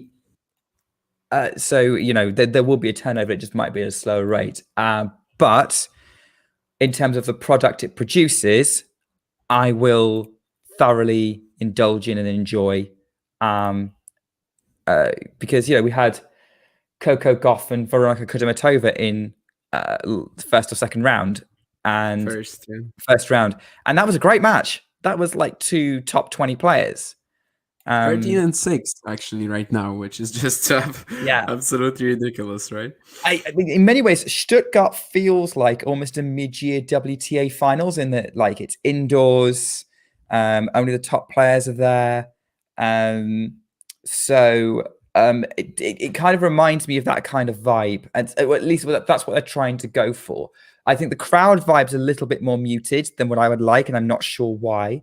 But in terms of like a sort of production spectacle, it's pretty impressive. Yeah, these very unique conditions I think are very entertaining as well. I've always loved watching Stuttgart just even as a kid. Maybe relative kid, because I probably started watching tennis when I was like 13, but let's say teenager. But yeah, there are definitely practical issues, and it's not good for the top players in a way, because you get such tough draws as we mentioned. Kudermetova, Gauff. Look at Krejcikova, who had to play Samsonova right away, and then second round Sabalenka again. I mean, that's also what players like before the Australian Open, Rybakina struggled with that a lot. These players who are much better than their ranking of like 25 or something can be held back a lot because they just run into the top 5 constantly. And for the lower ranked players, it's also quite tough because, what are you going to play? You can play qualifying here, but I haven't actually checked, but qualifying here also probably finished at like 70 in the rankings or something like that. There's a couple of 100Ks this week, when one of them, 100K ITFs, one of them is in Charleston, and it actually doesn't have a strong field. It's in the States. No one really who wants to have a good preparation for Madrid and Rome hasn't chosen it. But there's also one in Oeiras, which is just absurdly strong. All the 8 seeds are top 100 players. You've got Puskova, Kovinic, Mayer-Sherif, Blinkova, Parisas Diaz, Linda Noskova as the second seed. The semifinals are actually Kovinic, Sorribes Tormo, and Mayer-Sherif, Rebecca Masarova. You can easily imagine this at a WTA 250, right, on the clay. Especially with Sherif. Masarova was just what was the finals that she made, or the semis against Gauff in January. Kovinic, Sorribes Tormo have won events before, so it's just pretty ridiculous. And all of these players are just fighting for 100 points, 60 for the runner-up. So they don't really have an efficient option other than Stuttgart. Stuttgart used to have like Istanbul along with it, I think. Potapova actually won it last year, I believe, over Petra Martic, maybe. She's actually on track to lose points, even though she's got the finals here. Yeah, exactly. There were other options, and they are not there right now.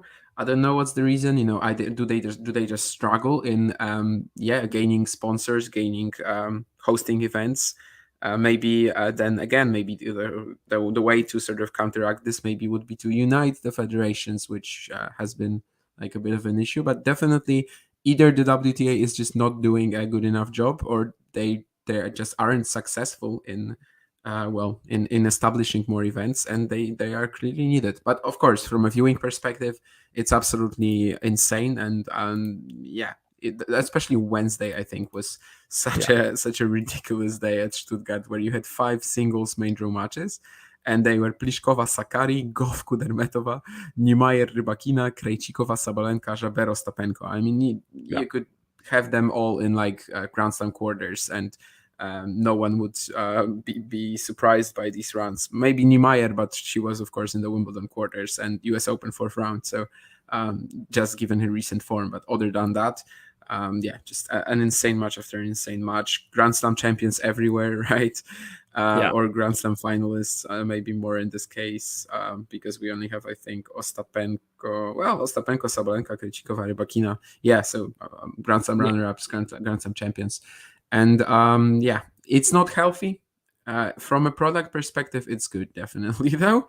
But it's just not great in terms of just establishing a healthy tour of, as you said, not 30, 40 players constantly battling each other, but also having some sort of rotation in there. And anytime I look at these OA Rush 100K, I'm just like, really? That's what they have to do. Of course, there's nothing like shameful in playing an ITF event. You're not going to hear this from me for sure. No. But they're playing for 100 points still, which is simply a big gap. And they're playing for 100 points in a field that has absolutely ridiculous quality. For example, Masarova, who wasn't a seed in this event, and she is in the semis. She is the world number 93, and she wasn't seeded at an ITF. She has managed to overcome Clara Tauson and Sara Errani, for example, on the way to the semis. But still, it's pretty ridiculous that with a top 100 ranking, she wasn't seeded at an event that can only gain her 100 points if she beats 5 very good players. Yeah, it's a tough situation. The WTA needs to give more tournament options for players. Otherwise, what's going to happen is that we could end up going back to this could be what's creating kind of the inconsistency with it. So people struggling to get matches. So that I think that's something that needs to be fixed. But in terms of like, I don't think having strong 500 fields would be a problem, provided you've got plenty of 250s and a proper WTA challenge at all. Once you've got those underpinning it, by all means, block out the 500s and make them epic. But until then,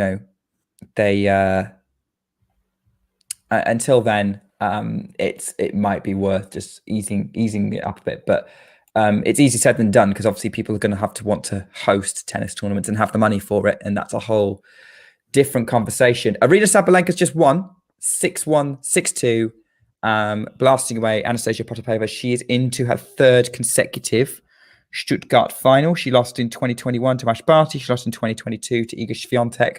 Who will she face, and will she finally win the Stuttgart title? Who knows? Damien, what's happening in the ATP event? Obviously, has the second semi-final started? No. They have not started yet. We're gonna have some a big wait until Swiatek Jabeur, right? Because it's not before. It's not 4 p.m. local time. 4 p.m. your time. Sorry. 4 p.m. local time. I just said. So 3 p.m. yours. Molchan and Rublev are actually back on serve in the second. I think you said that there was a break. Yes, so Rublev was 2-1 up with a break. Molchan's broken back, but Rublev has break point, and it's 4-all second set between Musetti and Tsitsipas in Barcelona. They're also back on serve because Musetti was leading there, but and just saved a couple of break points. So maybe I'm just gonna. Actually, we weren't supposed to do that. Yeah, I'm just gonna wait for that Munich semi. Then I suppose. Not really too excited about the prospect of watching Rublev Molchan. Frankly, still don't really think that it's. I mean, I can't watch it. I don't have the option legally, so I'm just gonna have to sit and wait for the next match to start in whichever tournament I can watch, or go to Musetti Tsitsipas. Hi Jake, nice to see you. Don't worry about being late. So far you've missed some impressive performances from Holger Rune and Aryna Sabalenka, and plenty of chats around tennis, the sport, the structure, the promoting it, and also the breaking news that Novak Djokovic is not playing in Madrid, and we talked a little bit about that and how that might affect him. How that's going to affect the field, because Nadal's not going to be there either. So we're expecting Alcaraz to walk it. So it's been an interesting one today on semi-final Saturday across Europe, as we build up to as we said, Madrid. But so far the biggest story of the day is off court. Novak Djokovic is not playing Madrid. 4 semifinals basically starting at the same time, and 2 of them that have finished so far have just featured the favorites being very, very competitive, being very comfortable in their wins. Both Rune and Sabalenka, of course. Tsitsipas and Rublev are still going, but I think Tsitsipas was also starting along with Rune, right? That match definitely looks like the most exciting so far. Yeah, as both guys are fighting for who gets to lose to Carlos Alcaraz in the final. If you want to know, I don't see either of them stopping Alcaraz in the final. I mean, Musetti beat Alcaraz in Hamburg last year. Very different conditions, though. I mean, did you watch? I didn't watch that match. I know how Musetti did that. Are they that different? Hamburg and Barcelona? Maybe not. I've never. Do you know what? Last time I watched Hamburg, it was that winter one. So, 2020. Okay. But also, I don't know because Musetti played like the match of his life probably in the Hamburg final, at least for now, of course. And fair play to him for that. But of course, he doesn't always deliver like that. But it is an interesting rivalry because so far he's just troubled Carlos both times. Of course, 2020 wasn't really they were both so young when they played in the semifinals in Trieste that you cannot really possibly these matches aren't really going to influence what's going to happen the next time they play. But that Hamburg one is certainly going to just have us asking some questions ahead of their next match. I don't know if it's going to be the Barcelona final. We'll see. So far, I mean, Musetti will have to serve to stay in the match right now against Tsitsipas. Yeah. But Alcaraz does seem to have just sort of troublesome matchups with a lot of his peers, which is quite interesting. I mean, with Felix, it was clearly just playing him indoors a few times, right? Playing him on very fast indoor courts. But I don't know, Musetti, 2 matches, 2 very close ones. It's just one all, right? And Rune, Sinner, they've also caused him troubles. So. And it's the way round we want, right? Because long term, those are the guys who Alcaraz is going to be playing with the rest of his career. Yeah. So we want them to be challenging each other and making close rivalries that we can look forward to for years to come. So I am, all about seeing Sinner and Alcaraz continue to battle. It will definitely get elevated. Why do you think that is? Why do you think that is? That it seems like the generation that it was ruling men's tennis. I'm not talking about Djokovic, Nadal, Federer because that's completely different. But like the Medvedev, Tsitsipas, Zverev generation seems to be easier to play for. Seems to be easier for Alcaraz to play against. Is it just because they're much worse than the upcoming talents? I don't know.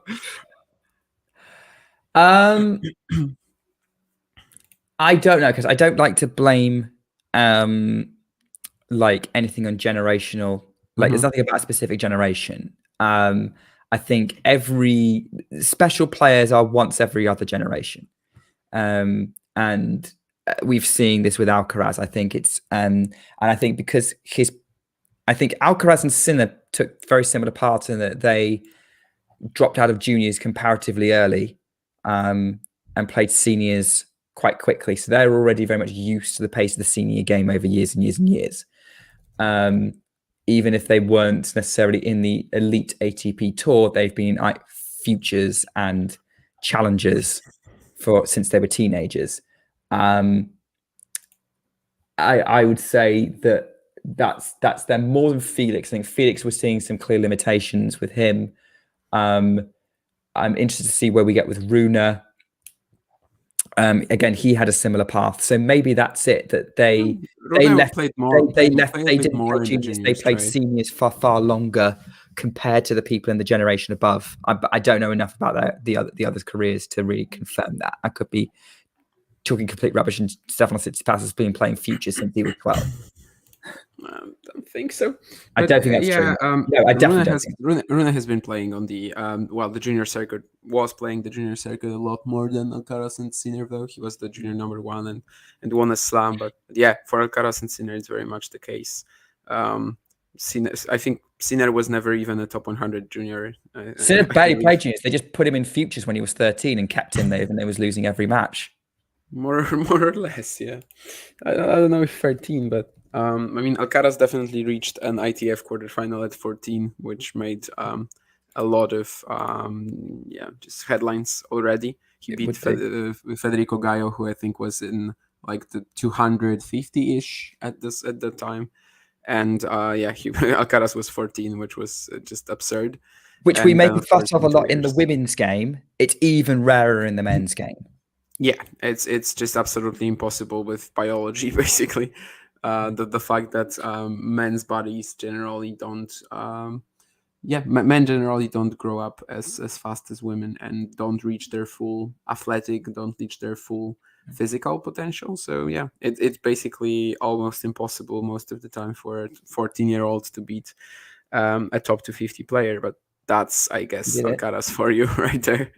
And there you go. And like sometimes someone's just special.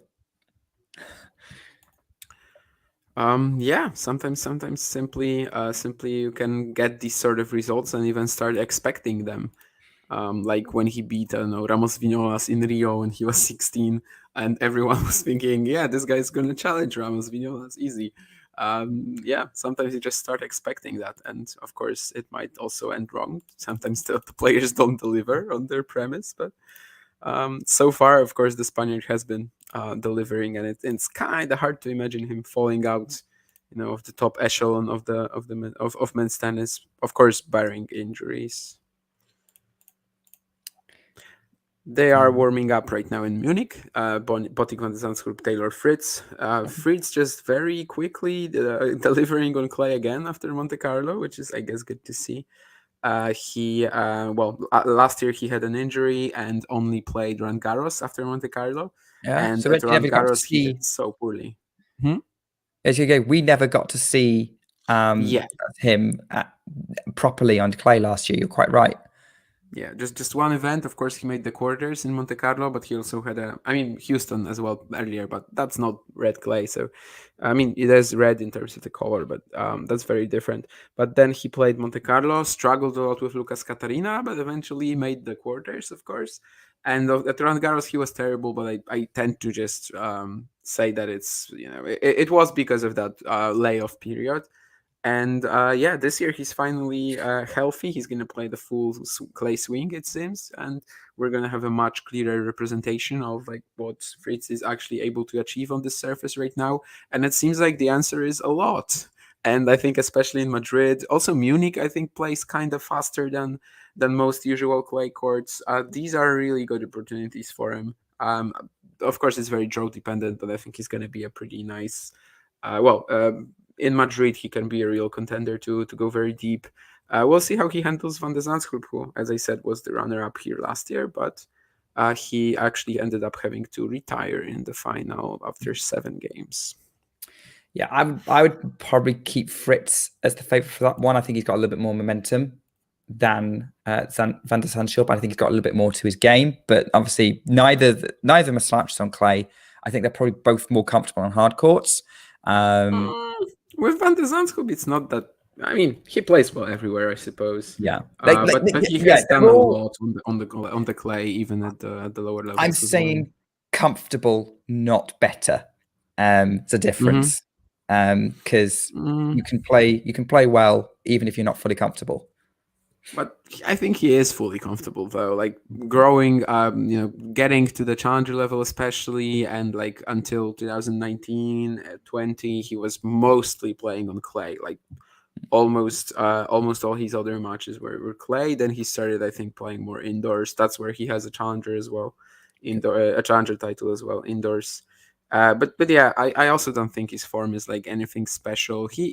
He has, to his credit, he has really proven that after he has established himself as an ATP Tour player, he just fully belongs there. Yeah, he can keep making these quarterfinals, keep making these semifinals.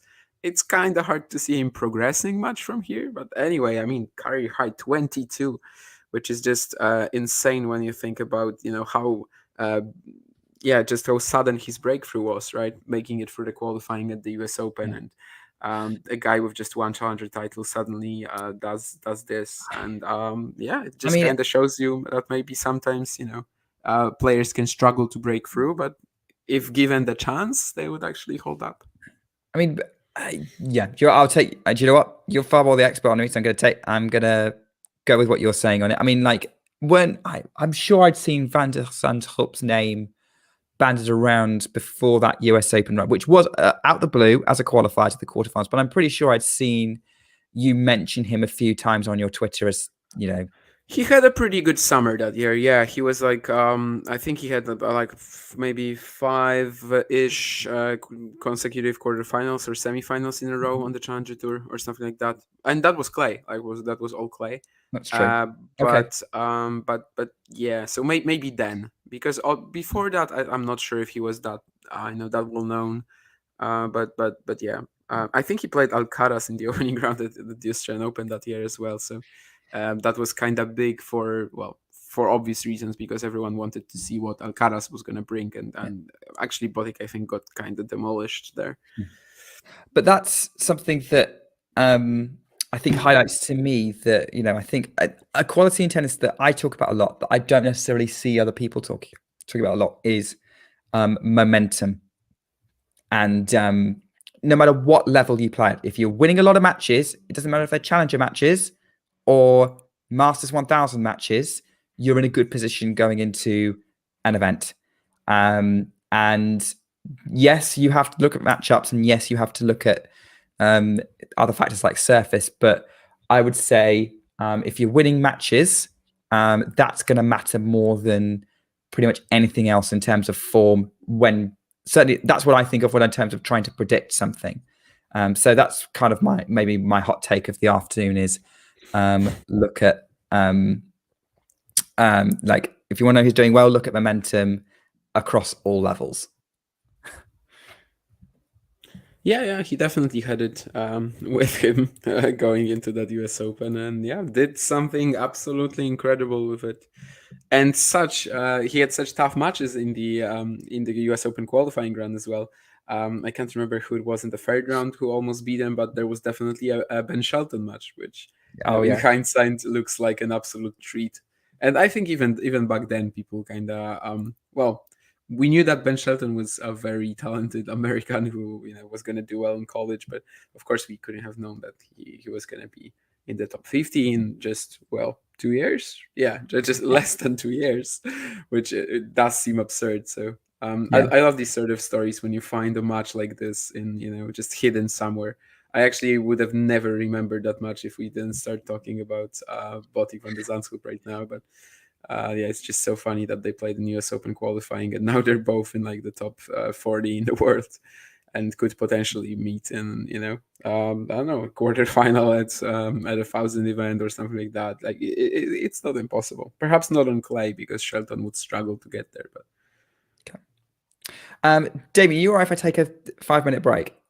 Of course. Okay, thanks very much. I'll be back in a bit. Sure. And in Munich, Fritz has already started that semi. There was actually a brief moment of distress for him, let's say, because Van de Zandschulp caused some issues in the opening game, getting to 15-30. But then he just saved himself with a few decent serves. This one here on game point, Van de Zandschulp tried to attack off the backhand, but didn't really handle the kick that well. After the opening game, Fritz hasn't won a point on first serve, which I think he only played one. So low percentage there, but of course it's just one game. It's just 6 points. So we'll see how that continues. When it comes to what they've been doing so far in this event, we could talk about that. Fritz was, of course, involved in a very tough second round clash against Fucsovics, who I don't really understand the Hungarian recently, but he seems to just play down to the level of his opponent a lot. Like, struggling with Korea at the Australian Open. Here he had to save match points against Reberg in the opening round, who's not great on clay. He's like an indoor specialist, even, I would say, with how he has a pretty good serve and super flat strokes. But Fucsovics then played very well to try to upset Fritz, who was coming off that Monte Carlo run, of course, so maybe a little vulnerable as well in the opening match, but it ended up being a win for Fritz. And then, of course, yesterday, Fritz beat Dominic Thiem. I did not see that much, but it seems like it was, clean enough. Seems like there wasn't that much that the Austrian was going to... seems like he didn't really have that much of a chance, other than going to love up in the second game, but he lost 4-6 in the second set, of course. That's a pretty great point from Botic from the Zandschulp here, but he started his game with a double fault, but now finds a very nice combo of forehands to get it back to level terms in that second game. And when it comes to his run so far in Munich, we've had him beat Aslan Karatsev and Marcos Giron. Giron, not a clay court player, of course, but still did fine to make the quarters. And, the Dutchman was able to clear him out easily enough. And against Karatsev, it was also a rather comfortable win, I would say. He lost just 2 games. And the Russian, of course, not really at his peak right now either. So there's definitely an argument here to be made that Van de Zandschulp has not faced anyone of note so far. Does that really matter? It's a semifinal. They're both excellent, and it's not like the Dutchman is drawing dead. But this is one of the matches where, like, if Fritz is really going to be a consistent force on the tour, on clay, of course, because, he already is a consistent force on the tour, then he probably needs to be winning matches like that. So we'll see what's going to happen. As I said, in Munich, Van de Zandschulp was the runner-up last year, but had to retire. I'm not sure if Fritz has played it. I will check that in a second, but I kind of doubt it, right? He has not played Munich. Of course, he hasn't played that much on clay in general. Sub 100 matches in his career still. But he had a few, maybe like more prolific clay seasons, at least in the number of events. But he never set foot in Munich before, at least for the tennis event. Maybe he went there for something else. But yeah, usually it wasn't really his first choice. Van de Zandschulp is playing it for the second time, so for the second time since he actually has a chance to play main tour events very much every so often. And in Munich last year, he beat Kecmanovic, Ruud, Gerasimov, and Nakashima before losing to Holger Rune. That was that win over Casper Ruud was, of course, the main one, the one that attracted attention. Ruud is not in Munich this week. In fact, he was in Barcelona, but that's because the event in Munich has been moved to this week to be alongside Barcelona. It wasn't the case in recent years.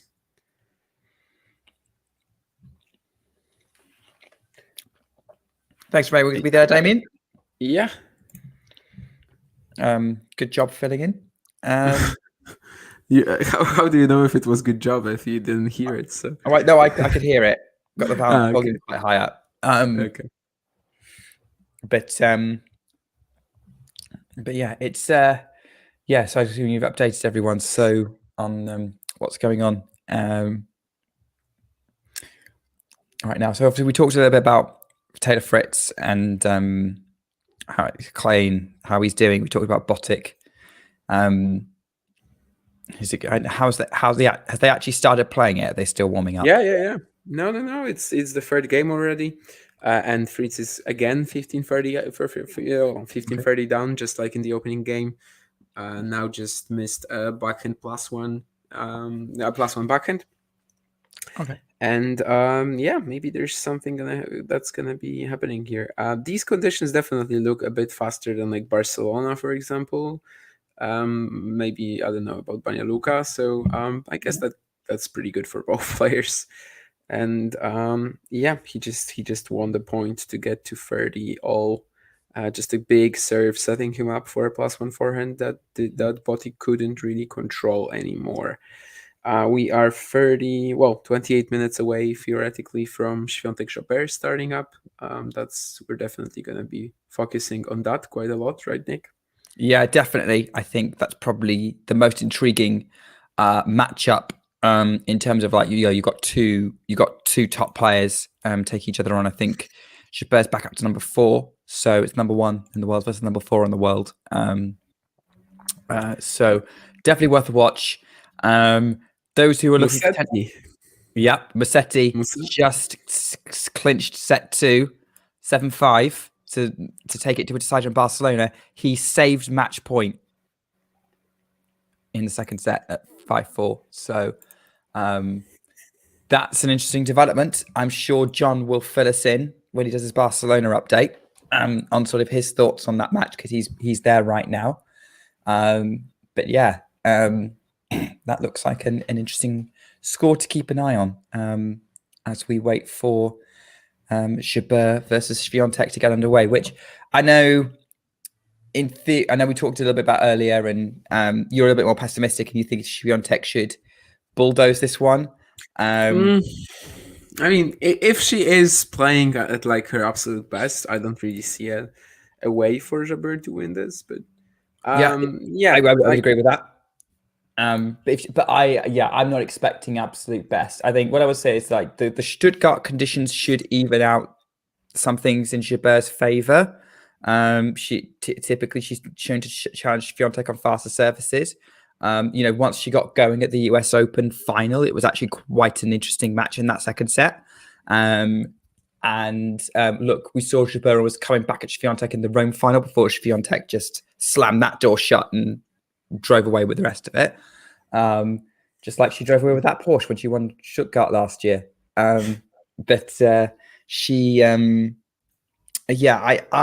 think that, I go into a match assuming they're both going to be playing well and playing somewhere near the best. And in that scenario, I am expecting Jabeur to be a disruptor, to challenge Swiatek and make it interesting. Swiatek to win it, but not necessarily by miles, maybe 6-4, 6-4. Yeah, it should be more competitive than the Rome match for sure. But I've been in recent times, I think it's been very hard to predict what sort of scoreline, what sort of demolition or not we're gonna see from Swiatek.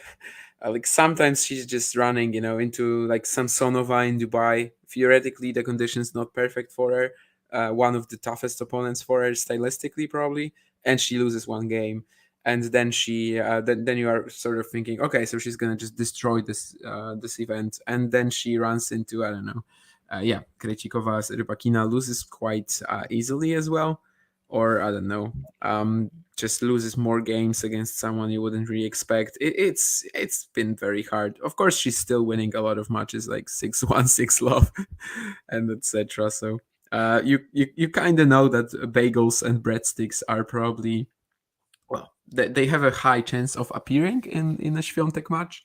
But whether they're actually gonna happen in this event, in this match, kind of unlikely. Even when we're talking about Swiatek losing matches, well, the losses that she's had this year, she wasn't really like giving it that much of a fight. It was usually just lopsided. She actually hasn't been given any breadsticks or bagels, so she will try to maintain that. She actually that match against Pliskova was her first 3-setter of the year, which is crazy. First 3-setter, or yeah, because I tried to work out if it was first 3-setter or first 3-set win, but you're right. No, it is first 3-setter. 3-setter, yeah. 22 matches in 2023 and just one in 3 sets. Yeah. Which is a good sign if you're a Swiatek fan. I do think she has a little. Well, I think she has a little bit of a reputation, particularly among her fans, for like getting a little bit frustrated of how she does when actually under pressure and losing sets. I think certainly before 2022, it was like 50-50 if it went to a third set, whether she'd win the match.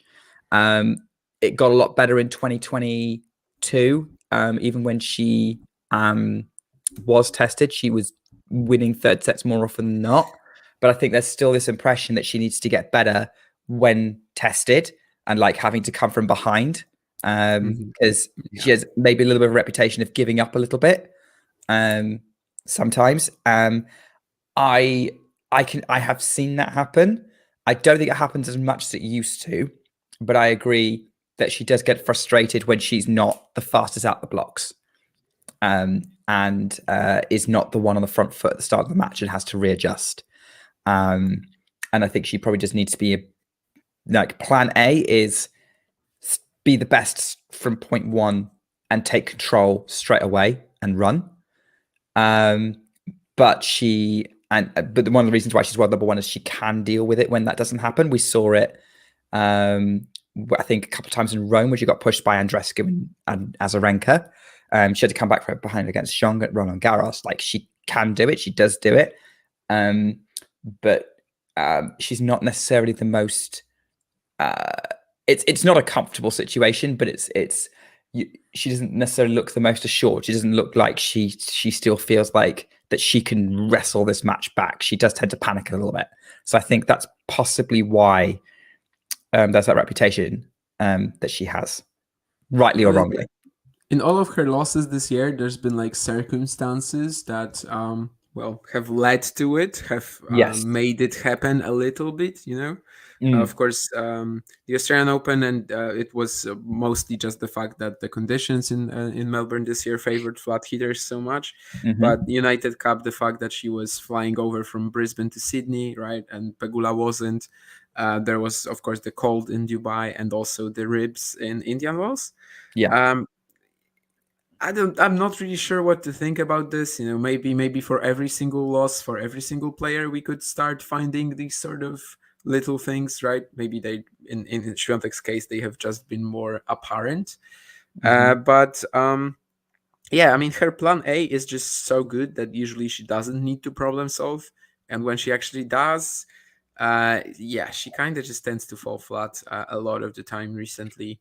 Whatever whether the additional circumstances are there or not, we've seen it against like Cornet, Wimbledon as well, to an extent against Garcia in Warsaw. But of course, she took that second set, but it was just mostly Garcia doing everything. Of course, the big exception is the US Open, when she just really ground down some wins, like not playing her best at all.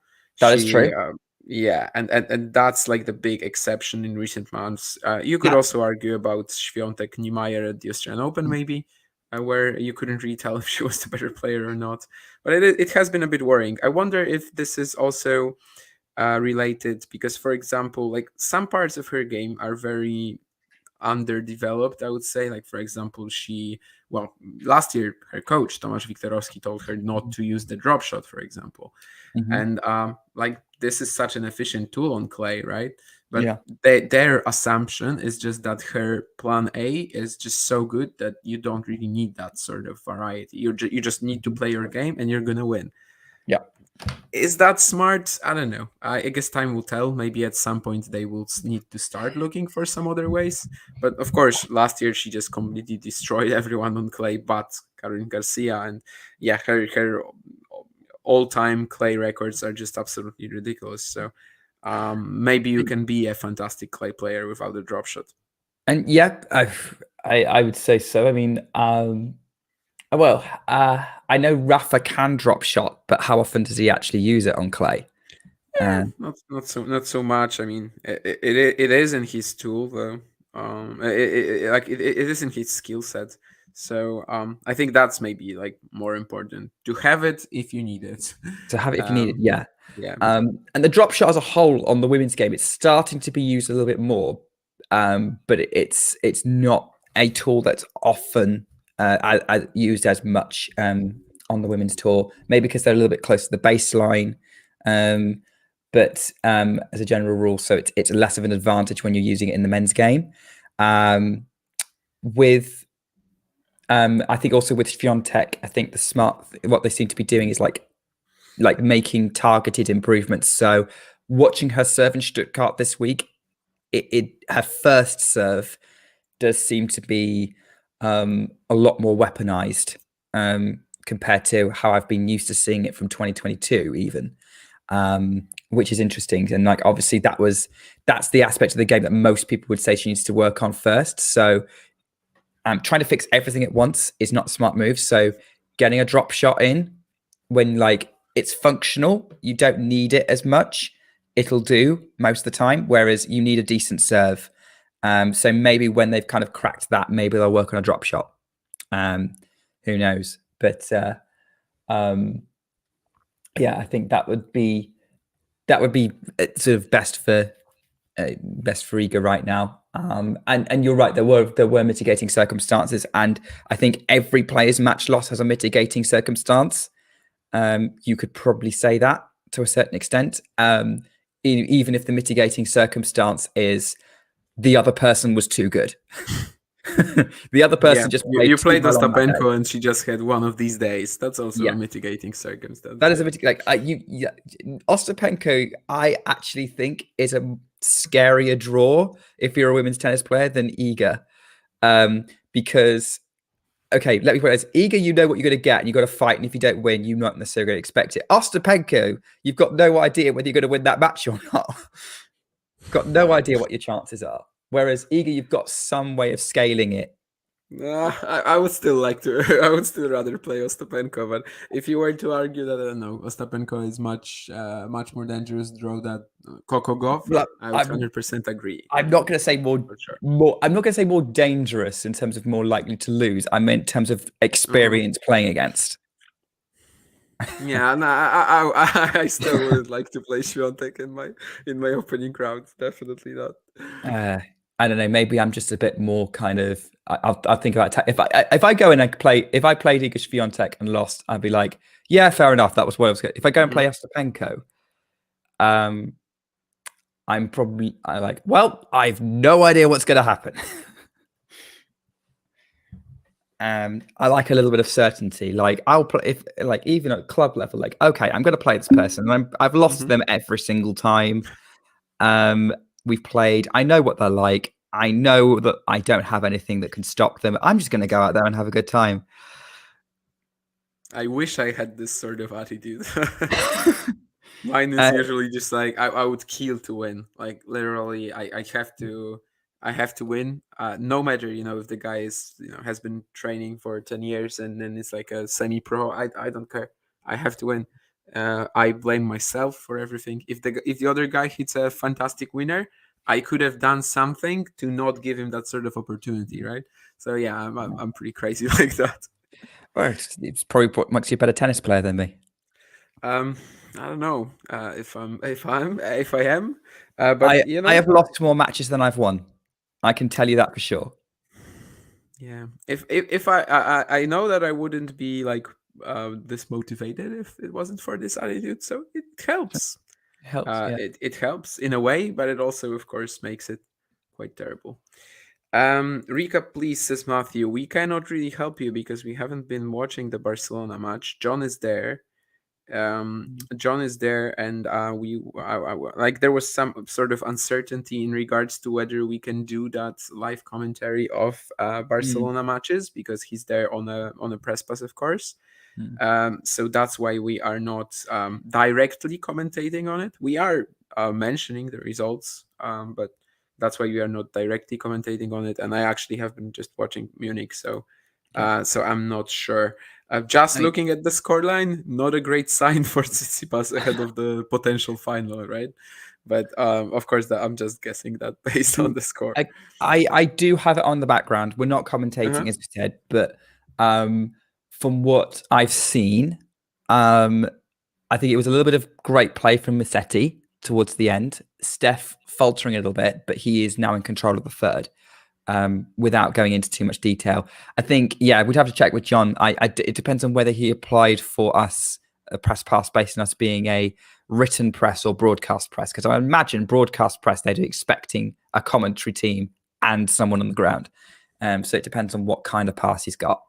But yeah, we just need to be, obviously, if that's the deal we've made with Barcelona, we just need to be respectful of that. So,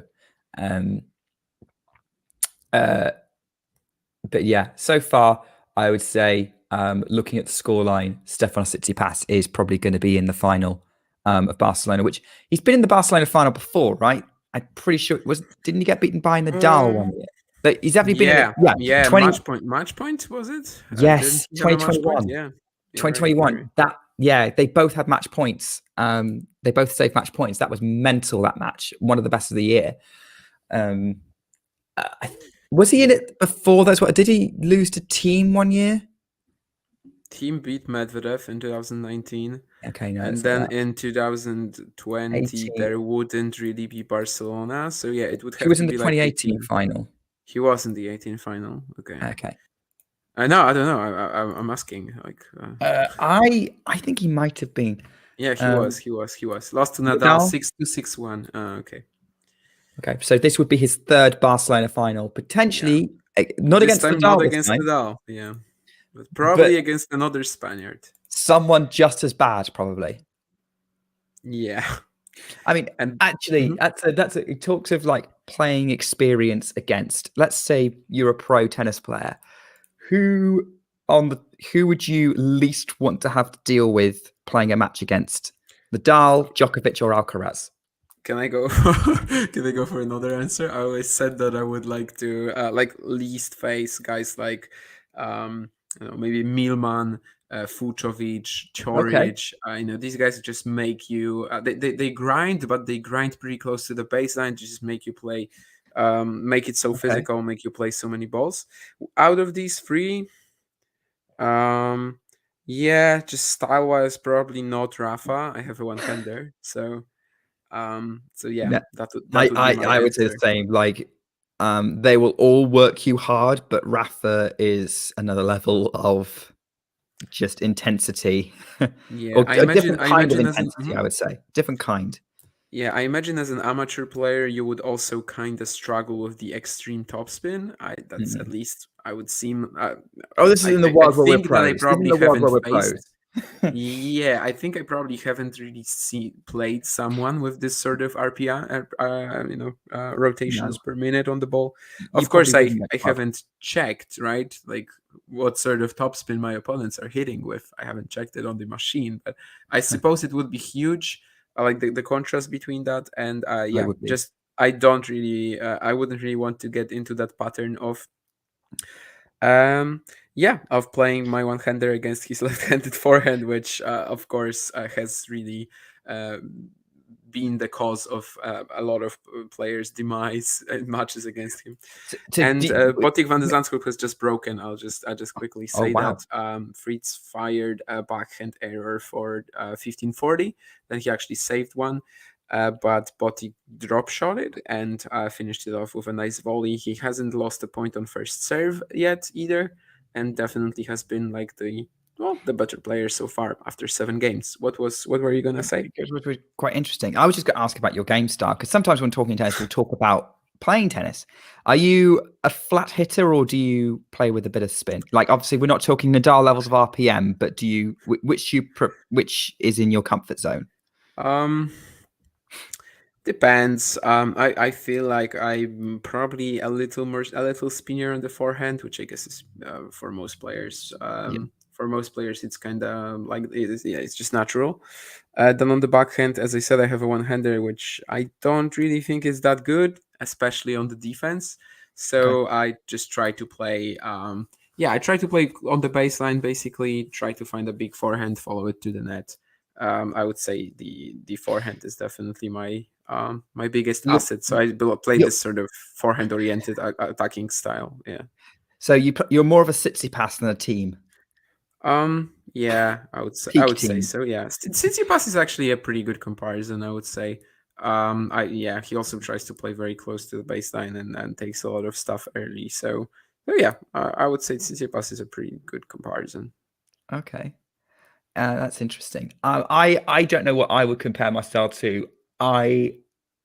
Because there's not much video footage of me. It tends to be, again, a little bit of a spinnier forehand, but trying to push the ball as deep as possible. The backhand is solid, rarely misses, but doesn't go that deep. It's a double-hander. Okay. So I don't know. I feel like that might be more of a Zverev thing, but I'm kind of one of those players who, like, I want to be aggressive, but my coach was basically instilled in me, just play long points, just keep it going. Mm-hmm. So whenever I'm playing, there's always this like mental sort of battle within me of, do I go for it or do I rally? Do I keep this going? And it's I always make the wrong choice as to which one to do sometimes. I do find that aggressive play is probably the something that I'm more comfortable doing, but can't necessarily pull off. Yeah, I definitely play a bit different also in like tournaments compared to just playing some random match. because I just tend to be more nervous, and I don't go for that forehand as much as I should, right? And I just it ends up being a grind fest. But know fine. exactly what you mean. Yeah, when I'm playing, and it doesn't matter, even like a one-off match where it's for points, I want to win every point, and I get much tighter when it's for points than when we're just running, when we're hitting. Yeah, and it's trying to find, and I think it's the same probably for most players, is finding that way to hit with freedom in a competition context, and that's why these guys are pros and we're not.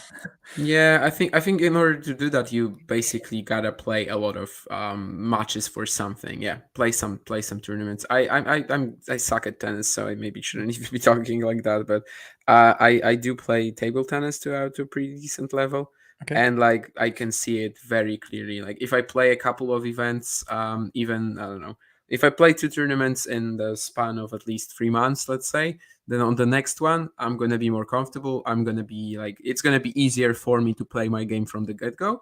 But when I just play, when I played like once every half a year or something, then I just felt like deer in the at the table in tournaments. And then you come back to, I don't know, your garage or something, and you hit some insane stuff. But at tournaments, you just cannot really do it at all. So yeah, that's definitely one of the challenges of sports. And yeah, maybe you're right that other than the billion hours of training that we don't have. Well, yes, that we never did. That we never did, and other than the talent, that's why you guys are pros and we're not. Yeah. I mean, I started playing tennis when I was 15, even though I probably would have wanted to start playing when I was like 6 or 7, but there were various issues that meant I couldn't. Accessibility, for one thing, was a problem. Yeah, and it is for a lot of players, for sure. Yeah, it was accessibility. But yeah, looks like we've got some breaking news that Rublev has won his match against Molchan. So he will play either Lajovic or Kecmanovic in probably, if you're a Serbian tennis fan, you're in for a treat, potentially. Both decent Serbian players, match of the day for them. I mean, obviously Serbia doesn't have like 2 big names. They've got Djokovic and whoever else there is. Whereas I think if you had a Nadal-Alcaraz match in Spain, that would be like national television levels of interest, possibly. Didn't that happen already? Well, last year in Madrid, last couple years in Madrid. They Madrid played. And I think also like it was also Madrid in 2021, or yes, because I think Nadal destroyed Alcaraz in 2021. Like that's the match I was thinking about, but I for some reason was not sure if it was Barcelona or Madrid. But you're right, it was Madrid. Yeah, it was Madrid, and then Alcaraz returned the favor last year. Yeah. Of course, there was also that windy semi at Indian Wells, but that was not in Spain, clearly.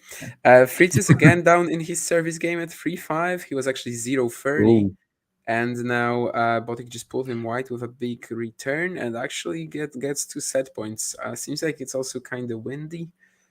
Maybe Fritz is struggling with that a little bit. And let's see what he does with these 2 breakpoints now.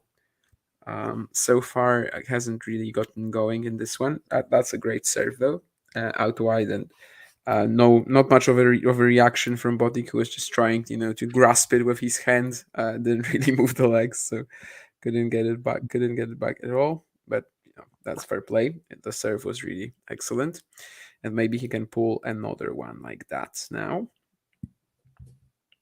And it looks like he can actually ace down the tee.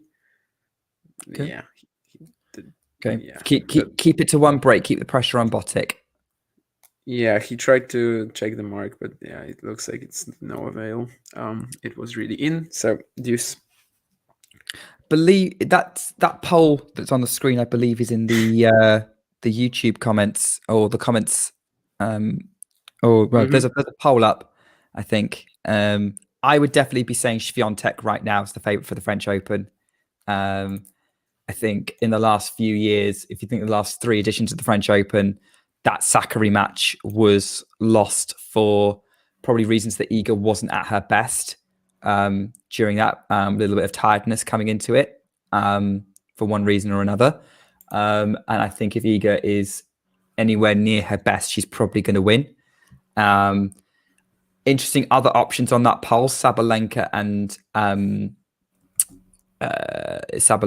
Jabeur. I would agree that they are also contenders, but I would say that Krejcikova, I would have probably swapped.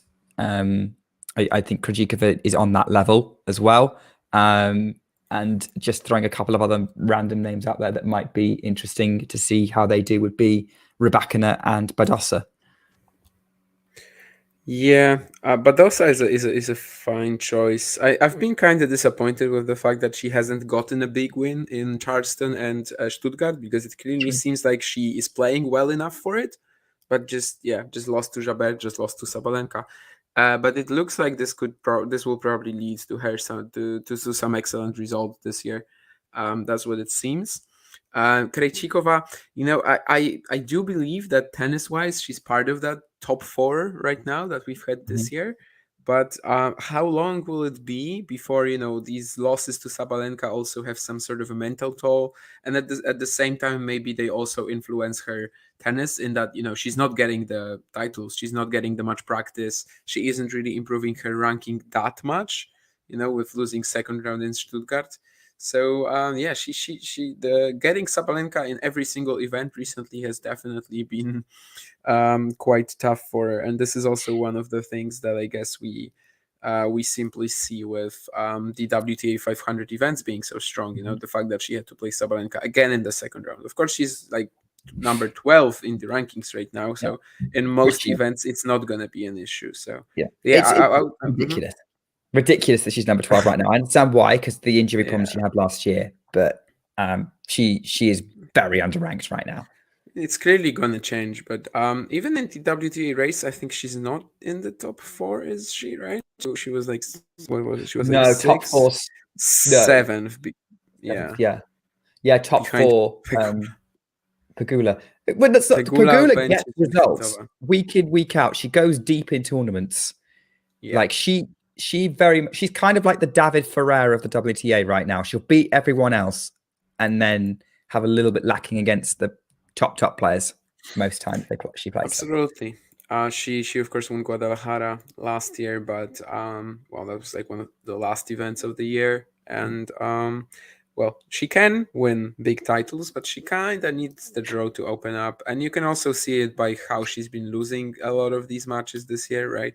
Just sometimes just not really having anything to say. At least in the loss to Swiatek, of course, in Doha, but also against Krejcikova. But even if she's number 3 in the WTA race, no one is really like thinking of her as a top 4 player, right? No. Even if she is there ranking wise, no one is really thinking of that. But she's a deserved top 10 player. I mean, absolutely, she's a deserved top 5 player with the results she's getting. She's just not really able to contend for big titles most of the time, right?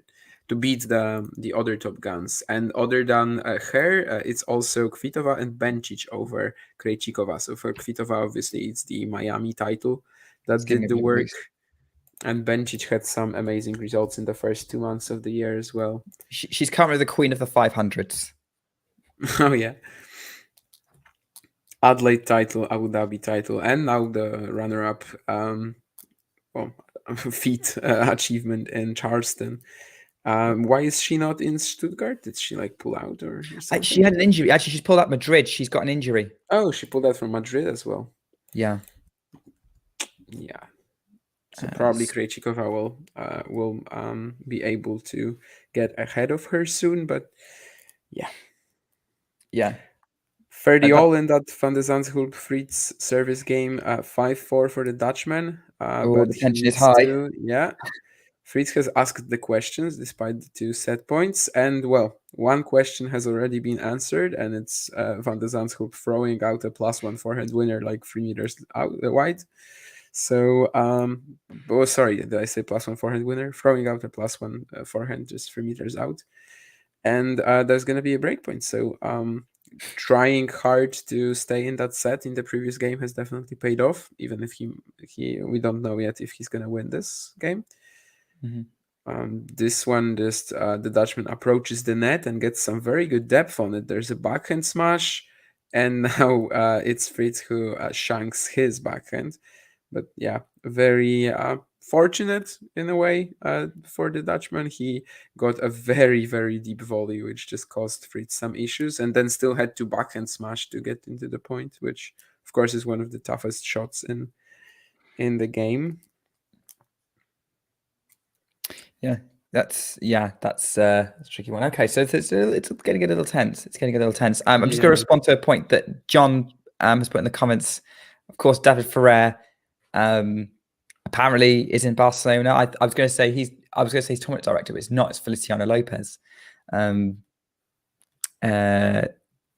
Anyway, if David is there, then full respect to David. I think his relentlessness in chasing down the ball was always fun to watch, and he had a Prince racket, and I have a Prince racket, have done for the last 10 years, even though they're now busts, so you can tell it's the same racket. I've never changed it. And I think you were right on the first try. Like Ferrer is the tournament director for Barcelona. Okay. And Lopez is the one for Madrid. Madrid, right? Yeah. It would make the most sense for Feli to retire in Madrid, but he can't because he's the tournament director. And by the way, Van de Zandschulp has just taken the first set. There was a very long exchange with Fritz eventually missing a backhand down the line. Yeah. But yeah, I just always think like Lopez should definitely retire in Madrid. Like that would make so much sense. And yet he can't. I remember when Tommy Haas was the tournament director for Indian Wells, I think he even inquired about potentially being able to play in it despite that, but I either they didn't agree or something like that. I can't remember. Yeah, there was one of the few times I've disagreed with Shrihari on a point was he put a tweet out saying it's ridiculous that Lopez was allowed to play because he's a tournament director. I was like, I don't see a conflict there. Like, it's not the tournament he's running. But was he? No, where? Barcelona. Barcelona. Why wouldn't he be allowed? He is not. I don't know why it would be an issue. I mean, other than the fact he's old, I don't see an issue with anyone running a tournament and other tournaments. Yeah, it doesn't matter at all. It doesn't matter, and like you don't. Lots of players have side businesses or other jobs whilst being pros. So, and even I wouldn't even have an objection to the tournament director playing in a tournament provided they didn't take any prize money. Oh, that's interesting. Like if they didn't, if they weren't eligible, if they say, well, basically it's like, well, you can play, but you're not allowed to win any money because you're getting paid to run the thing. Yeah, I just found that tweet because I was interested in it. I see you. I see you said something. I mean, I get that like it could because if you're a tournament director, you probably know people and etc. So I think there could be some issues when someone could try to abuse just their own connections, but you can have connections not being a tournament director, right? I mean, if you're on the tour as long as Feliciano Lopez has been, you know people. You're just gonna know people, and especially as a friendly, as an outgoing guy. So I don't really get it. How can you? But Srihari was basically saying that Tommy Haas and Feliciano Lopez shouldn't be playing anymore in the ATP. They're the tournament directors. I don't know. I think as long as they're not playing their events, because that, of course, would instantly be an lead to issue. people just trying to find any mishap, basically, just I don't know, anything in the scheduling or something like that that they wouldn't like, and they would try to blame it on that. So I think as long as they're not playing that event, it's perfectly fine for me. Yeah, absolutely. So. But hopefully Lopez does a good job running Madrid. It seems to be increasingly common for former players to run to be involved in tournaments. In James Blake is in Miami, right? Tommy Haas, Indian Wells, Amelie Mauresmo running the French Open. Pretty sure there's more, but there's definitely more. And I don't know, because like when you think about tennis players retiring, you think, oh, they're going to be a coach or they're going to be a broadcaster. But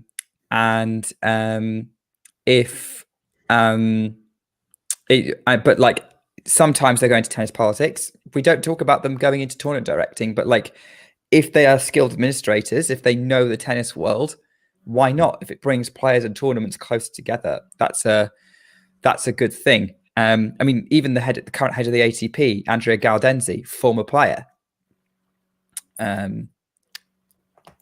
It's obviously it's a direction that we don't need to think about, and maybe we need to start sort of getting used to it and and sort of expand our minds beyond tennis players aren't just good at tennis.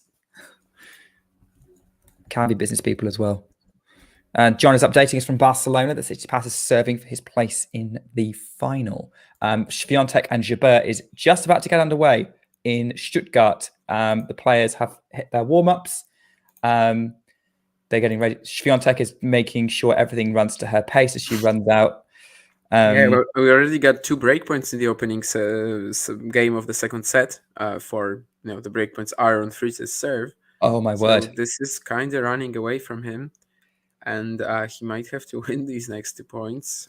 So far, he's engaged in a rally and actually gets the Dutchman on the move.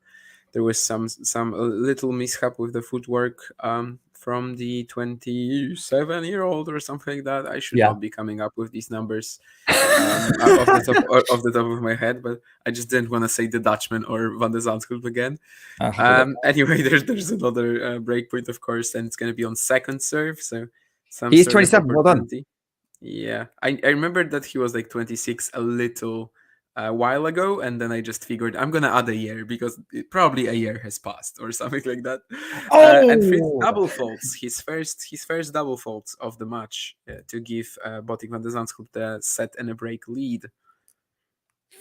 Sorry, fabulous opening point in Stuttgart with both players going for it, and Ons Jabeur eventually hitting a lob passing shot winner to take the opening point on the Swiatek serve. That was what I was exclaiming at. Okay, this match is going to be good. Says Nick after 1 point. No, I get it. I like the... Hey, I'll bring the optimism. I bring the optimism here. Jabeur goes wide, 15-all. And Van de Zandschulp is Van de Zandschulp broke. Double fault from Fritz, actually, too. That Munich final... Tell you what, one silver lining would be a Rune Van de Zandschulp final would be kind of like the final we never got from last year, because before Van de Zandschulp got injured, it was shaping out to be pretty tasty, right? Yeah, I don't really have that much recollection from it, but I think it was like no breaks until 4-3 or something like that, and they seemed to be very evenly matched. Of course, Rune was like a small favorite, but at that point in time, it was his first ATP Tour final, so it wasn't anything like it's going to be tomorrow if it's indeed Van de Zandschulp. So you're right that it would be kind of fair to give Van de Zandschulp this opportunity, right?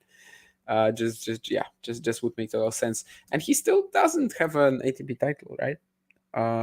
He was, I think, only in the final in Munich. Am I right with that? I need to quickly check that. Yeah, that was his only ATP final. Okay, so interesting. That's like the ATP final that he's never gotten to play. Would be fair if he got this opportunity. But of course, he still needs to beat Taylor Fritz. 6-4-1 love is still not much a game set match. But he has put himself in a very good position, and actually, kind of, Fritz has put himself in that position a little bit as well. But you still gotta be there to take advantage, and Van de Zandschulp is just that sort of very, very balanced player, both attack, defense.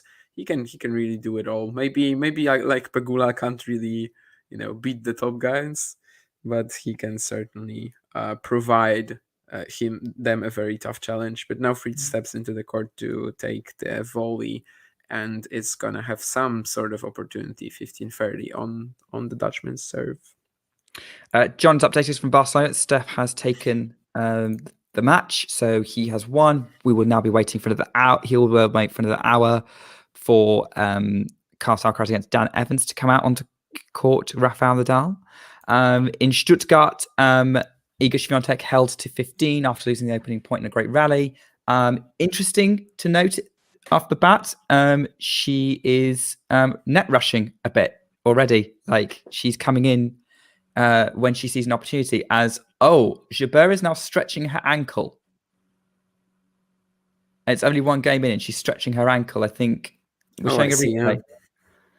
Yeah, she seems to have tweaked it. Oh, that's not a good sign. Already? Oh no. It's only one game in. Yeah. Oh, but here didn't seem like she had some sort of issue. I think maybe it was already like beforehand. I didn't right? see it. Yeah, on the You might be replay, right. on the replay you couldn't see that. That would make So sense. Maybe she already had it coming into the match. I don't know.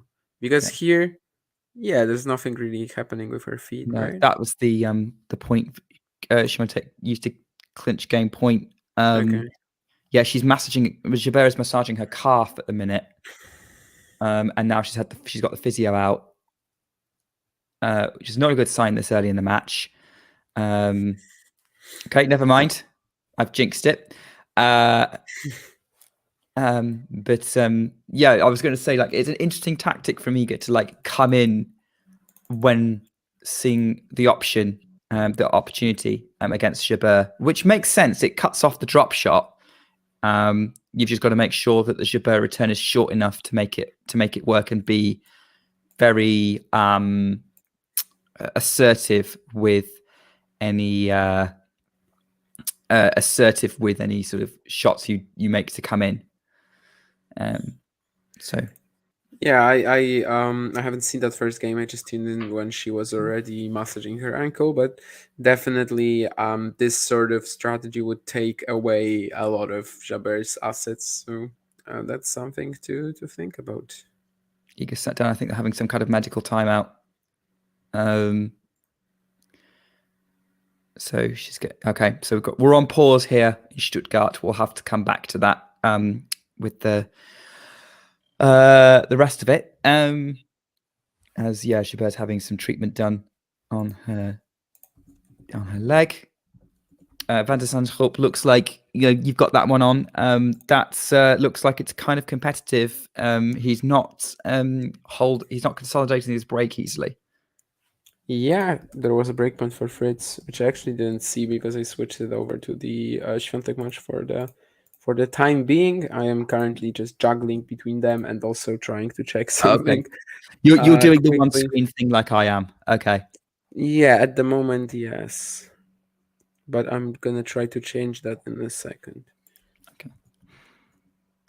Should be. At the minute, there's the only tennis that's happening live right now is the Munich match. I don't know about Banja Luka. I don't have access to that. 3-2 up for Kecmanovic in the opening set, and he has just broken actually.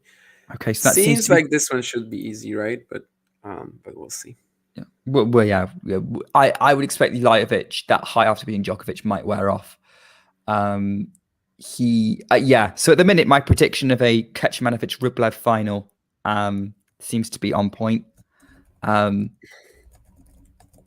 I don't know how I did. Like, that's a complete fluke, but given that in the bigger tournaments, I only predicted Sabalenka to get to the Stuttgart semis, and Alcaraz was my only correct semi-final pick in Barcelona. Yeah, I totally stopped doing that. These brackets, because it's just so irritating when someone withdraws and you get like a lucky loser. So the only brackets I do is Grand Slam qualifying, because there's like 3 matches. So it's very rare for someone to withdraw, right? Even if not, it's just you're basically picking 1 out of 8 players in 16 times, and that's really fun to me. But the full predictions are kind of just and they're so random a lot of the time as well. Like for example, imagine that you picked Novak Djokovic to make the final in Monte Carlo, and then he has an injury, and I don't know. Yeah, that's true. Actually, do you know what? I'm just going to have a look at what I put for my Barcelona bracket, just because I want to have a look and go how wrong I was. I picked. Okay, I wasn't far off. So my picks for the Barcelona bracket, I thought it was going to be Alcaraz Cerundolo, which Okay. I almost got, Yeah. and then the other one was Sinner Diminor, which again Sinner, unfortunate with pulling out. Diminor might have been optimistic. Yeah, I mean he has improved on clay a lot in recent years, but just can't really get a win like against Tsitsipas so far. I think he's like, yeah, they've actually played 1 billion times. Do you know what their head-to-head is? You It's wanna 11-0, take a isn't it? I guess? saw that on Twitter. Yeah, it's I mean it's 10-0 if you're only counting the main tour. They've also played twice on the Challenger Tour, and they actually split their meetings. Okay. Actually, if you only want to count the main tour, then I guess ATP Tour qualifying doesn't make its way into this as well. Screw it. Let's count everything. That's the way it should be done. 11 and 1 for Tsitsipas. Okay. Pretty crazy. The only time Demir beat him was on grass in Surbiton 2017. Which you would expect, right? Yeah, like they would be probably like, I don't know, 50-50 right now on grass or something like that, which on clay, of course, isn't really true. On clay, they've played 3 times and Tsitsipas lost 2 sets. Tsitsipas, in fact, like in all of these wins, has only lost 3 sets, I think. Wow. So yeah, very, very dominant. I think he's also incredibly dominant in the rivalry against Hurkacz, for example. That's like basically the same generation as well, right? I mean, Hurkacz is a little older, I guess. 8 and 2 for Tsitsipas. Not much. I think Hurkacz is only a year older. Yeah. So year and months, but yeah, it's the same basically. Yeah. I mean, that's like one question, like something I'm trying to work out is when does one generation start and another end, which is very difficult to work out. It doesn't really have a fixed answer, right? Like it all depends on what sort of players are there, I guess. How you would establish this sort of frame, the framework. So yeah, I don't think it really has an answer. I think the simplest way is just to work out, just base the generation around who the best player of that generation is. So like the Federer generation, the Djokovic and the Nadal generation. Yeah, I mean, sometimes it's just a lot of these players have a very similar age. Like, yeah, Medvedev, Tsitsipas, Zverev, they enter the tour at the same time. So then it's very, very clear that you sort of start thinking of them in groups. And I see that Jabeur is back on the court right now, but we'll see how she's 15 moving. Swiatek is just brutally hitting her, not moving her around as much. A brutal hitting for Swiatek, moving her around as much as possible. It's been that's not looking good. Yeah, 2 long rallies. Did you already see how the point ended? Yeah, she's pulled up. Yeah, I mean, she's gonna retire in a moment. Yeah, she's okay. We might have a bit of a damp squib here. Yeah. I mean, there's not much she'll be able to do if that's how much pain she's in when just trying to move to a ball. So yeah, she's going to need to rest it, especially if she wants to play Madrid. Of course, she's the defending champ. Yeah, beat Pegula, right? Yeah, beat Pegula in the final. So yeah, if Jabeur doesn't defend, that's gonna really mess her ranking up. It's over here. Yeah, she needs to recover. Yeah, that last point again, like couldn't get to the Swiatek return. Second serve, 15-40. Jabeur serves at the middle. Swiatek attacks in the backhand. Jabeur slices it back into play. Backhand up the line. Yeah, Swiatek's just moving her around like a metronome. Slides into that one. Jabeur comes in, tries to put it away with the forehand, does the job. So the 2 points that she's won in this game have been forehand winners, but she's still limping around the court between points. Okay, so if Jabeur doesn't play Madrid, loses 1,000 points, she's going to be dropping to, at the highest, 7. Probably worst case scenario, she'd drop to 8. So she'd still be top 10. It wouldn't be that much of a disaster, but it would be, her draws would get a little bit harder. Yeah, and the U.S. Open is coming as well. Of course, Wimbledon she was the runner-up, but she didn't get any points. But the U.S. Open to 1,200. You know, there is definitely a chance that Ons Jabeur will not be in the top 10 at some point this year. So far, I mean, she has really saved herself with that Charleston title, right? Because the beginning of the year was tough, but it's mostly because of injuries. So I'm not really criticizing what she's been playing. It was mostly health, and well, looks like she might have another small issue here. Yeah, we're still going. Swiatek is obviously broken for 2-love.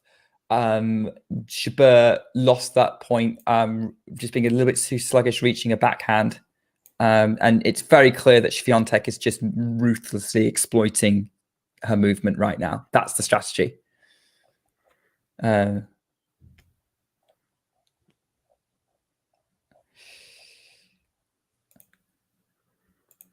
Yeah, but like that's also kind of how she would play it usually, right?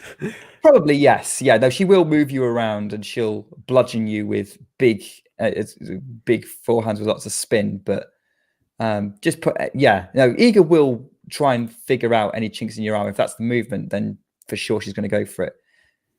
And it's moving to that. Oh, Iga just about gets that drop shot and gets it back. 15-love.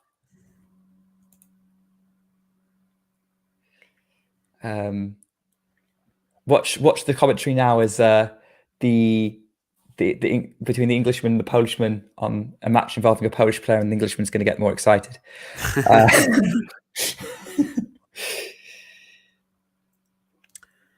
Yeah, so far. How's Botic going? Looks like Ghost is watching that match. Yeah, still with that one break. Not much that has happened since, I would say.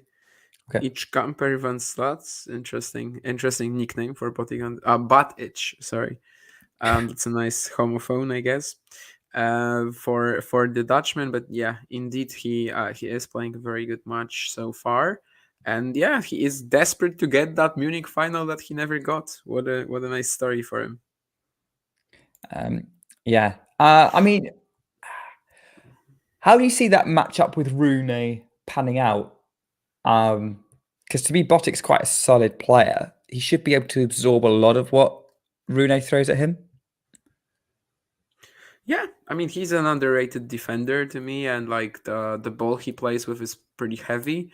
So if we suspect that it's probably gonna be Rune who's just gonna be trying to play like Swiatek is trying to play with Jabeur here. Of course, this very much also changed because of the small issue that she has with her ankle. No, not that small even, or calf, or yeah, probably more like with her calf.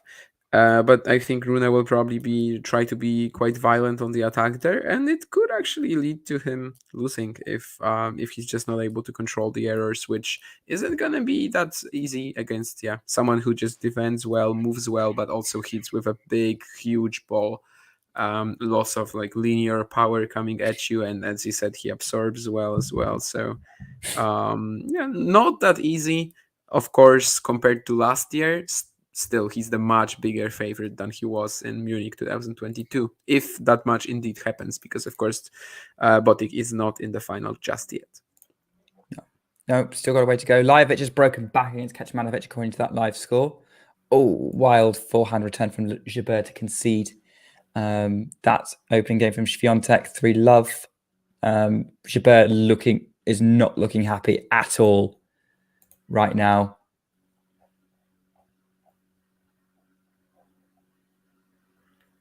She's consulting with someone in a lanyard. She looks like she's reluctantly playing. I already see it. Not already pulled the plug. She just has. Yeah, my stream is. Oh, she just has. Okay, you're ahead of me. Fantastic. Yeah, she's gonna come over to Iga in a second, and that's gonna be it for this final. That's such a shame. I think she's crying now as well. Oh, it's such a shame for Ons. I really hope that she is crying. Yeah. Oh, that's gutting. Like, she was doing so well. I really hope this isn't a major disruption to her clay season. She's probably going to have to part of Madrid.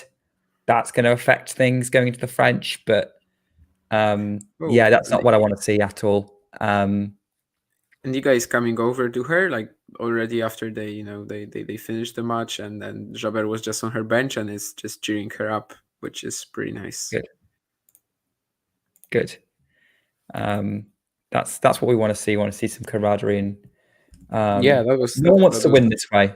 No one wants to win this way. I've never won a match because of I think I may have won a match because of injury, but it was not obvious. My opponent just went, "No, sorry, I can't play." Oh, no! I mean, at the amateur level, it doesn't really happen that much, right? No, I mean, maybe just at the body, the body is just not tested that much, right? Yeah, but it looks like Iga was actually quite successful in cheering her up, but not anymore. But she did laugh a bit with her, and they're also doing an on-court interview with Jabeur. Oh wow! Which also isn't too normal for losing players, right? So that's good. There's usually something special trying to highlight, and it's not Ons' fault. It's one of those things that happens. As I said, I hope that this is not a significant enough injury that is going to cause her to miss more than. Well, hopefully she gets to play Madrid, but if not, let's hope she doesn't lose more than Madrid. Yeah, from it. I'd rather see Hans happy and healthy and playing well.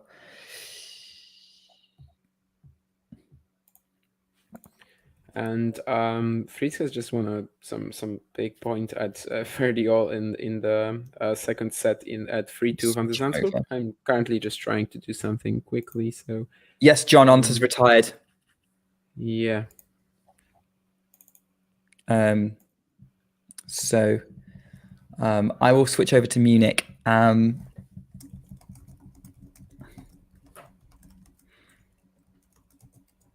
Yeah, it's not great.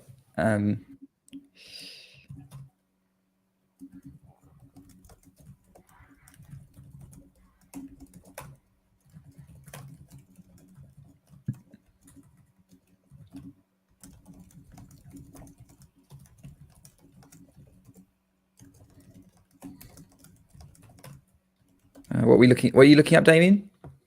No, I'm just trying to write a tweet. We're doing a tweet. Please tune in for our live Twitter stream, live tweets. It's the future. It's the future. It is. Look, I'm joking. I have totally tweeted whilst being on stream before. I know we have people who watch us who aren't on Twitter.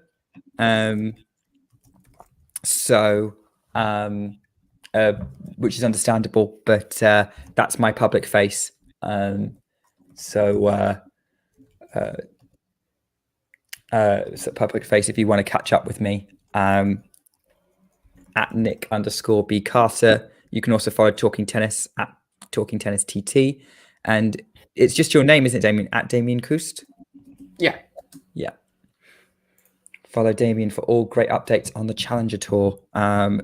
Most of the time when I see a player doing well, I've generally heard about it through seeing Damien's tweets.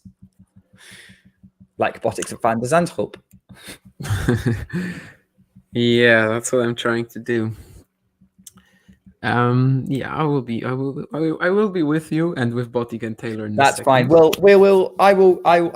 on Munich now, so I'm going to do some live comms because we haven't done a lot of that. But we've had some very, very good chats. So if you're just joining us, by all means, like when this is done, go back and see our previous conversations. We had some very maybe controversial topics. Who knows? But it is currently 3-2 on the Van de Zandschulp serve, but it's break point Taylor Fritz. And Zandschulp tries to go out wide, but it's way long. Taller guy than I realised, Botic Van de Zandschulp. Just looking, but that might be the TV angle. Serves out wide again. Fritz backhand into play. Van de Zandschulp has to scramble it. It was a very, very good return. Fritz is now coming in with the backhand and secures it. He puts it in the service box, and it's too good. And it's 3 games all. Fritz has broken back, and he's back in the match. Yes, and I'm also back in the match. We're seeing Morgan, Taylor Fritz's girlfriend, celebrating him breaking back and getting himself into this. they're hoping to extend their stay in Germany before heading to Spain.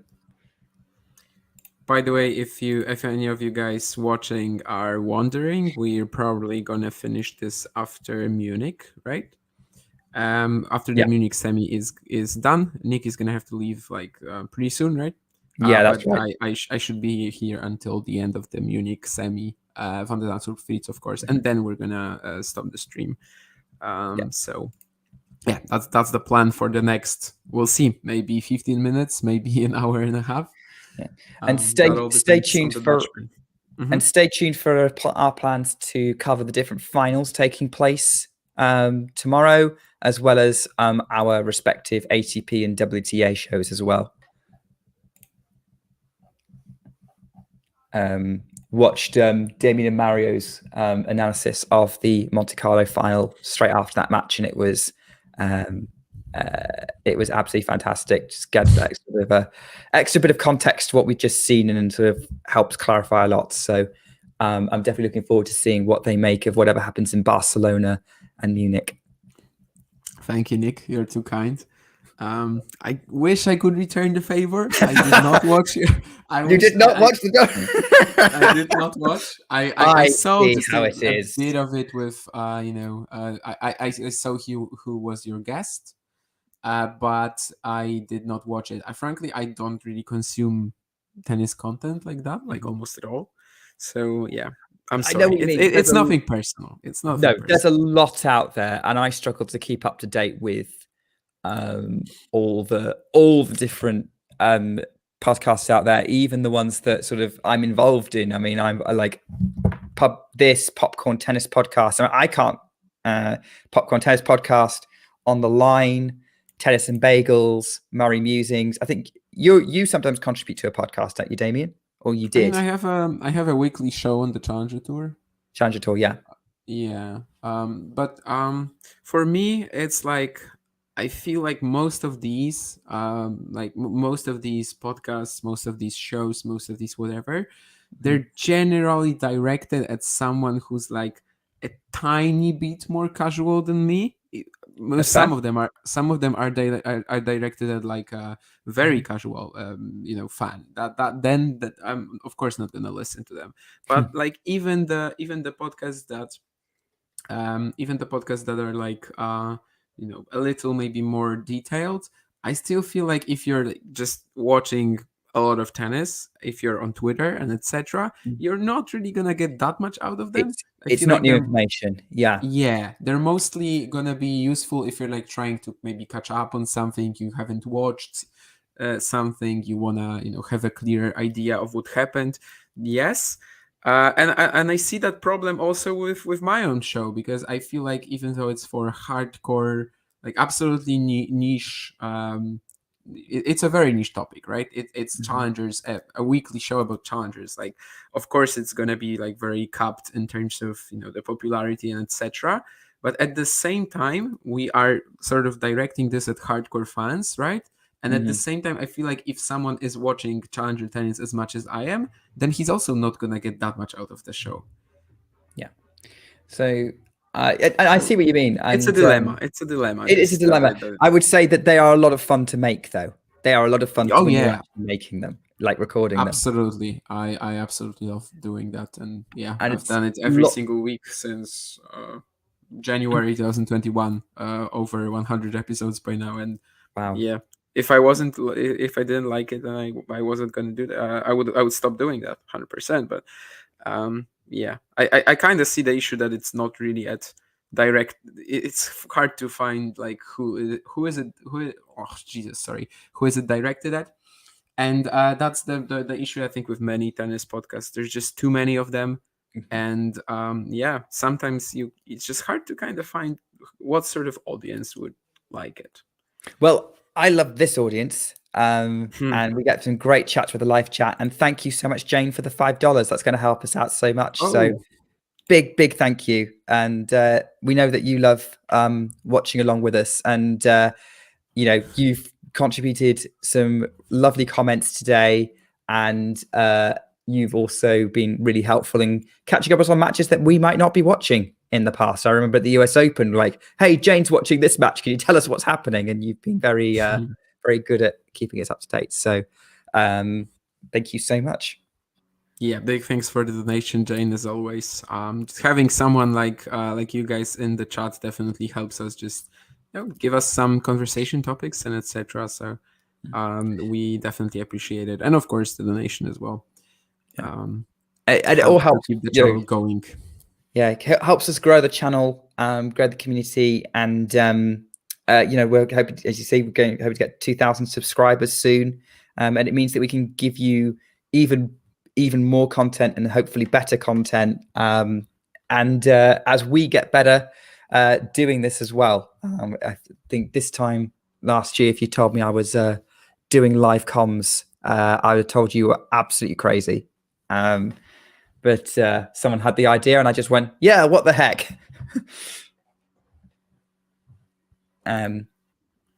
So it's a lot of fun, and of course, it means I can keep in touch with people like get to know people like Damien, who I think we know each other from Popcorn previously, or at least known each other, right? Like you've been on a couple of video calls.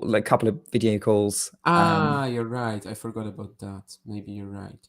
But most of the time we just know these guys from Twitter. You see their accounts, you see their profile picture, but it's not really the same, right? And yeah, definitely. I've met a few people this way. I mean, I meet a few. I've simply met some guys like you, and some other contributors at Talking Tennis. And if it wasn't for that, probably we would still know each other, like profile photo on Twitter. Kind of like me asking you when we interact on Twitter, it's usually me asking you, hey, you've seen this player for a while. What do you think? Yeah, that's true. I definitely have a lot of these Twitter interactions with people where someone comments, you comment, and you start remembering their name, start remembering their profile photo. But it's definitely much different when you can actually sit down with someone and talk for over 3 hours. I mean, what the hell? If any of you are my Twitter followers, then there's definitely some of you out there who I would be very curious to meet in person. Some that I wouldn't like to meet in person. Some maybe not. No, it's a joke. No, the ones I wouldn't want to meet in person, I don't interact with. If I'm talking to you, it probably means I do want to catch up. Particularly, I mean, like I tend to end up interacting a lot with Iga Swiatek fans. Unsurprisingly, whenever I tweet about Iga, those tend to be the tweets that get the most traction for some reason. Maybe it's because I'm usually positive. I don't know. That's usually like, my Twitter's a bit quiet. Let's put an Iga tweet out. Interesting situation in Munich, by the way. It was 15:30 on the Van der Zandschulp serve at 3-4, but Van der Zandschulp has managed to get it to 40:30. You will notice that my pronunciation of this man's name will change every time I say it because I'm not Dutch. I should probably get my Dutch friend who lives up the road from me to come and just say the guy's name for me in the background. It was when at the US Open, when he had that breakthrough, there was like almost a viral clip where he was trying to teach people how to do it. Yeah, still a lot of people say like Van der Zandschulp, which is probably what your natural instinct will be, but it's actually Van der Zandschulp. Yeah, Dutch phonetics and in general the Dutch language, definitely one of the toughest ones in the world. I always have massive issues with these either Belgian names that originate from Dutch or Dutchmen, and I've had to ask people about pronunciation of some players a lot of times before. Like Van Rijthoven, I was saying Van Riethoven for a long while, for example. I remember when I also had to talk about Dieder de Groot, the wheelchair Oh player. yes. Yeah, and I just texted one of my mutuals on Twitter who is Dutch and asked her what the pronunciation is because I couldn't really find it on the internet anywhere. I just had to make sure that. Yeah, it makes sense. I was going to say my the Dutch friend I mentioned, who probably isn't watching because he's not a tennis fan.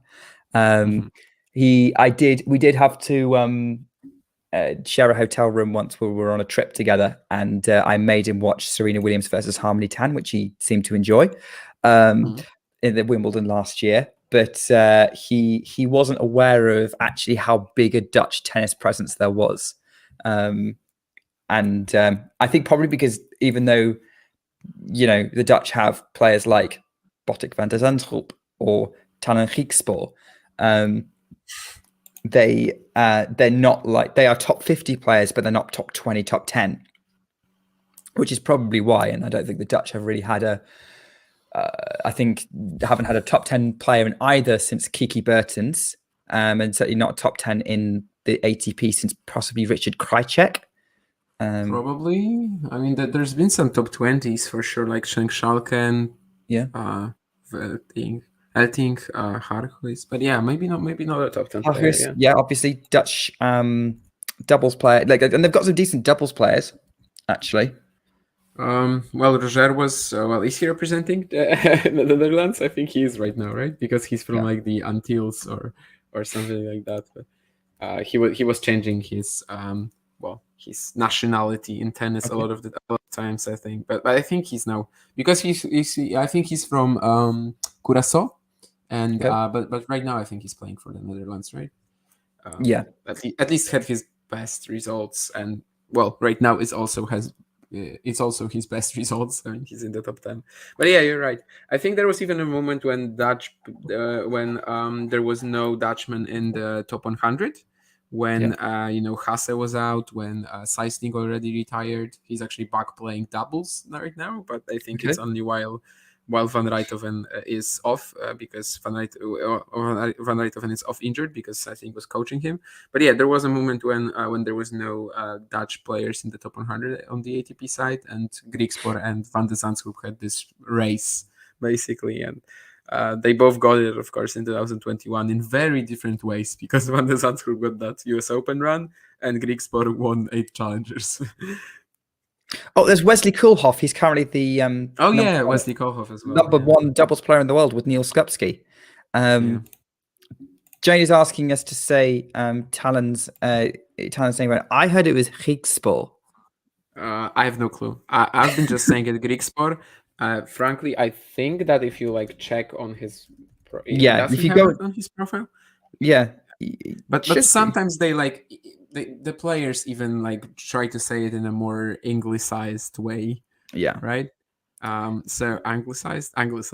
Anglicized, yeah. I think I've asked, I think it was my Dutch friend asked, I think he said it was Griekspoor, but it could be like Dida de Groot, right? So it would make sense. I've honestly been just saying Griekspoor, which is the easiest one. But I thought it was correct, so I actually learned something about that pronunciation today, I think, because it would just make sense. But maybe Dutch doesn't make sense sometimes. I think even the Dutch pronunciation doesn't make sense to the Dutch. From again talking to my friend. Yes, Brouwer was so tough for me, and I still am not sure if I'm pronouncing it right. But I had to ask a few people as well how to do that, because it was just impossible to guess, especially the first name. Yeah. Oh yeah, that's it's a tough language. Of course, their possibly the best Dutch male player anyway. It's between Krajicek or Tom Ocker from the 60s and 70s, who was one set away from winning the US Open, the first US Open in 1968. Some good historical knowledge there from Nick, as you can hear. I did a lot of obsessive research. That's good. I know. Yeah, that was Arthur Ashe he lost to in that match. Botic van der Zandschulp is potentially 3 points away from going out being taken to a third set in Munich. They take it to 30-15 now, 4-5. Good rally against Fritz, just keeping hitting at him with the forehand until Fritz just couldn't. It was basically unreturnable. It was very difficult to get back in court. So the second set's pretty close.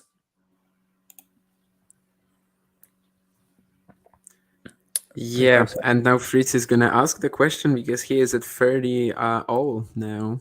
Oh, big backhand return, and then just finishes it off with a forehand winner. Great combo. And Yeah. there are some issues for the 27-year-old, as we already know.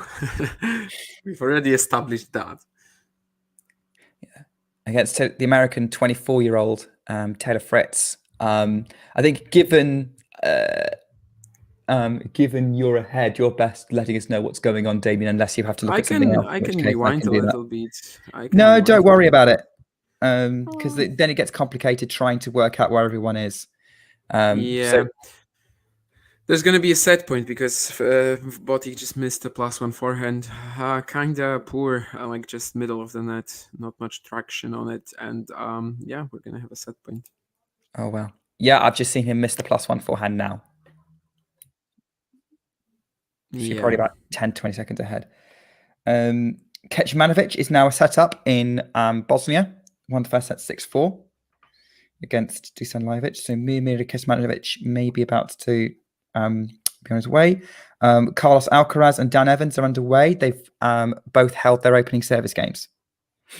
Yeah, he's not won he's not won the first games.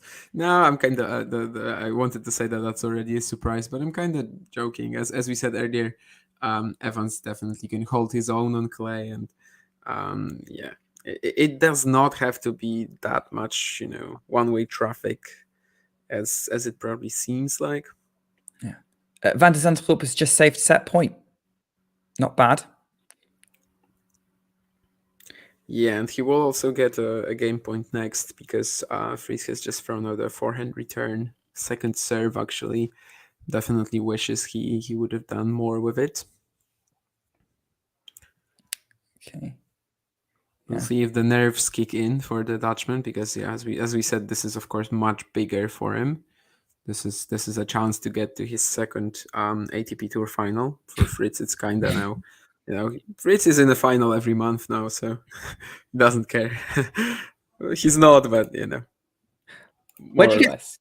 Where have you got 3 Serbians from, Jane? Jane, that's a funny comment, but where have you got 3 Serbians from? I know I can only think of 2. The flags, probably, because if you have like something that's if you're on like Flash Score or something, they're going to show you the flags of the players next to their names, and just from a distance, you could probably confuse Slovakia and Serbia. It's the other way around in terms of the vertical. The vertical color, no, the way the colors are placed on the flag, and there's also this one little detail, of course, the emblem or whatever, and from a distance I could kind of imagine it. Tell you what, we're getting into all kinds of discussions here. We're getting into politics and language and geography. Well, kind of hilariously, Rublev and Molchan basically have the same flag without that one thing on the Slovakian. I think there's a cross there and etc. And the colors are actually the same, right? So yeah, brutal forehands from Taylor Fritz. Brutal forehands from Taylor Fritz to set up another set point for him. Like he saved game point with a big forehand. He set up set point with another big forehand. So yeah, we're into a big one, big point. I mean, you've probably already seen what happened. Yeah, I don't want to spoil it for you. You want to spoil? All right, let's go. Okay, big serve, forehand back into play for Fritz. Big forehand inside out from Van de Zandschulp, who comes in with a smash, and Fritz can't get anywhere near it, and he's saved another set point. 4-5 deuce. Good set point save from Botic Van de Zandschulp. Yeah, very similar to the previous one. I think it was also a wide serve and then just a big forehand. Of course, last one Fritz didn't put back into play. This time, actually, Van de Zandschulp had to smash it, but it wasn't really tricky. So, the end result was more or less the same. Okay. Van de Zandschulp goes out wide with first serve there. This is going to be a fun game. I'm going to keep going with it as goes out wide with the second serve. Forehand into play from Fritz. Forehand up the line, Botic Van de Zandschulp. Backhand cross court Fritz. Van de Zandschulp has to walk backwards to get that ball, but Fritz is annoyed with himself for overhitting the forehand. It's over the baseline. It's advantage Van de Zandschulp. That was a big chance for the American, and he knew it. Yeah, should have done more with that. Like, that forehand going in would have put Van der Zandschulp in a really awkward position because Fritz was definitely in the ascendancy in that rally. Yeah, and now we're also at 5-all because he just blasted another good serve, this time sort of at the body of Fritz. Couldn't really handle it that well, and Van der Zandschulp cleans it up with a +1 forehand winner, which was actually from like 2 meters behind the baseline, so maybe not the easiest position, but he handled it well. 5-all. So far, not much nerves, right? Like, when it was Fritz winning the points in this game, it was mostly just some absurd, huge forehands. So you wouldn't really say that Botic tensed up here or something like that. At least not yet. Not yet. Yeah, Fritz keeping himself in it. So he's he might be a little bit disappointed with how that opening set went, but overall he's keeping this match very competitive. Gets the opening point. So right. I think I'm looking at the time now, and I said I'd be on till 4.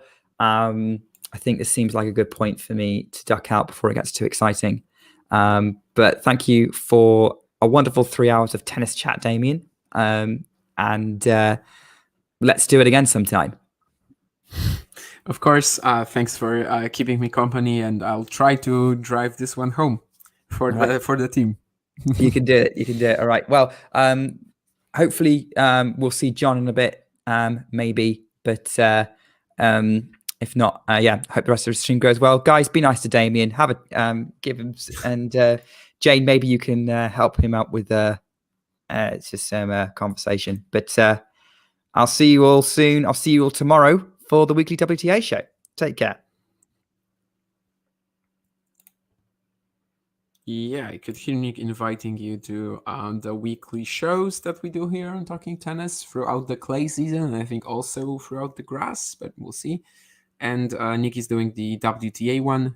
It should be tomorrow, so yeah, get ready for that. Also, there's gonna be the ATP one, just like the past couple of weeks, probably about an hour each, on just what has happened in the world of tennis in the past 7 days in terms of the ATP tour and the WTA tour.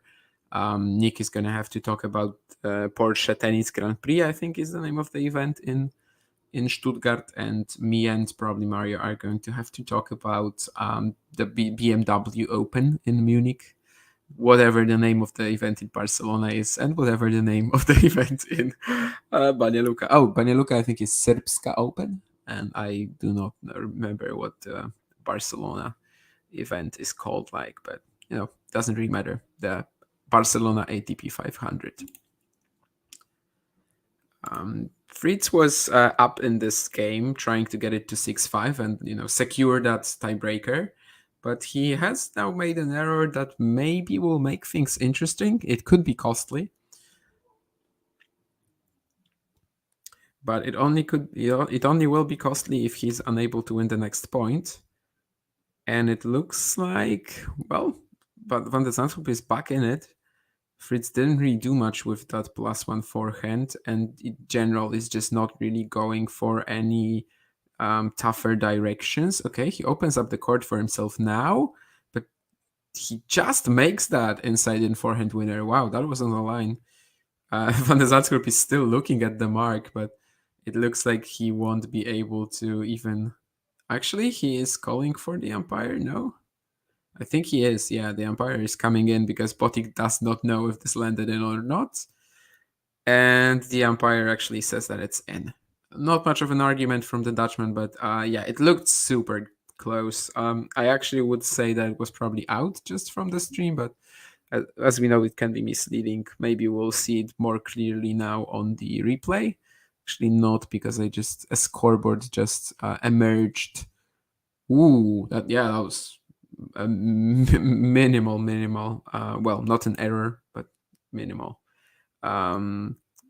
Minimally good. It was minimally good. Go Fritz, says Fernando Gonzalez in the chat. We'll see if the American can hold on. Frankly, I would be okay with finishing the stream right here. Like I kind of have to eat something, but of course, if Fritz wins the second set, then we're gonna, as I said earlier, just try to take it home and finish the Munich semi as well. We were definitely expecting that the Stuttgart semis are going to be more exciting for an event with such a good field, right? Yeah, it kind of sucks that it ended like that. But well, that's we can't really control that. Sabalenka just was in incredible disposition today, completely crushing Potapova. And Swiatek and Jabeur, of course, that match. We never really saw how it would look if not for Jabeur's calf injury. As we said earlier with Nick, it's just so pivotal right now for her to try to get that fixed before Madrid, because she's defending the biggest title of her career, and could fall down in the rankings a little bit. Nothing scary yet, but I think even with that Charleston title, she's just like 15 probably in the WTA race or something like that. I have not actually checked that. Number 13. So, nothing scary. Definitely nothing scary in terms of where she would fall if she doesn't defend the Madrid title. But of course, it's one of the most important events for her on the calendar. So yeah, she's gonna try to be ready for it. But we'll see how serious her issue is. And Van de Zandschulp will need to hold to get to the tiebreak, but he hasn't really started this game well. Fritz with a moonball return, at least a very high loop, and the Dutchman throws out the first forehand. It actually clipped the net, but then sailed wide.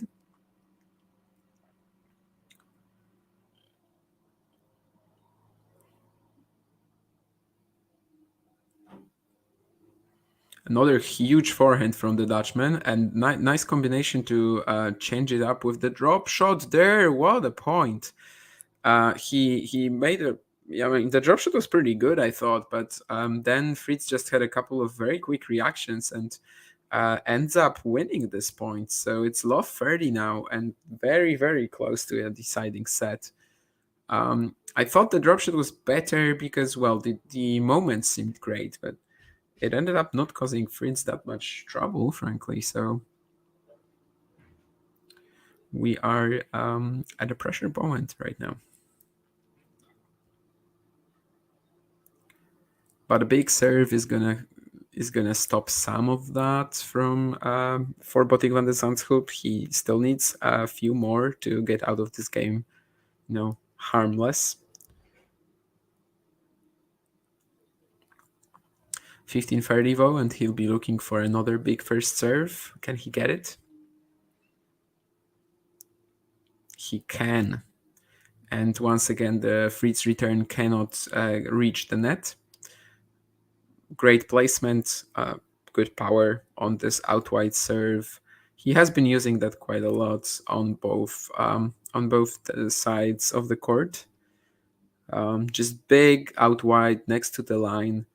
Doesn't really. It's not going to be an ace most of the time, but it just gives either a weak response from Fritz or just an unreturned serve. This one is down the tee though, and for the third point in a row, the return just doesn't reach the net. Even if it did, would have been an easy put away for Van de Zandschulp in all three cases. So suddenly, out of love 30, Botic van de Zandschulp can get to the tiebreaker in the second set. Maybe he can find another first serve, because this was what won him the last 3 points. He does. Oh, it was a let. Okay. But this one wasn't placed as well as the previous ones. Maybe it's also because of the impact of the net, right? Maybe it actually was placed better than it seems, but who knows? What will he do now? He gets the first serve in, but this time it's again the placement is kind of right into Fritz's strike zone on the forehand. Fritz didn't even have to move and just find some nice timing on it, and Botic cannot get the +1 shot over the net. But he was already in he wasn't in an advantageous position after the first serve this time around. Mostly because the placement was just a tad weaker than in the previous points. This serve is much better though, and Fritz can't quite connect with it just as well on the forehand.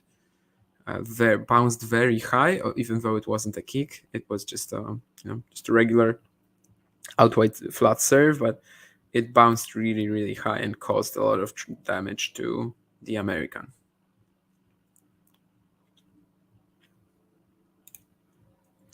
And another good serve and a +1 forehand winner from Botic van de Zandschulp gives him the ability to play this, to get this second set to a tiebreaker. So this is crunch time. This is what's going to decide the match, maybe. Because we've seen that movie before, right? If Fritz wins this tiebreak, he's going to have all the momentum for the decider. That doesn't guarantee he'll win it. But as I said, we've seen this sort of movie before. If Van de Zandschulp wins this tiebreak, then of course he's in the second ATP Tour final of his career.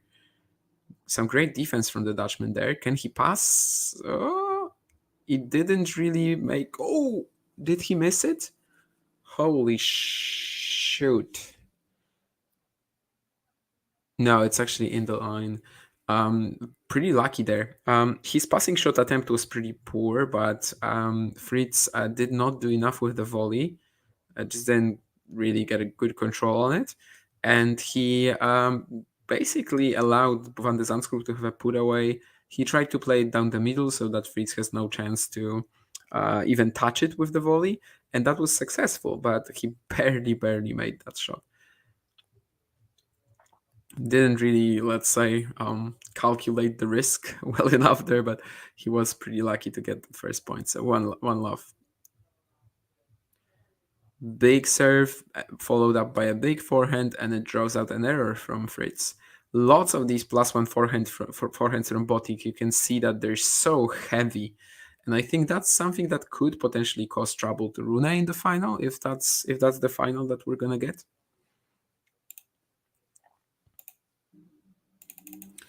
But of course, it's still quite far from that. So let's see if Van de Zandschulp can win 5 points more in this tiebreaker. Second serve now.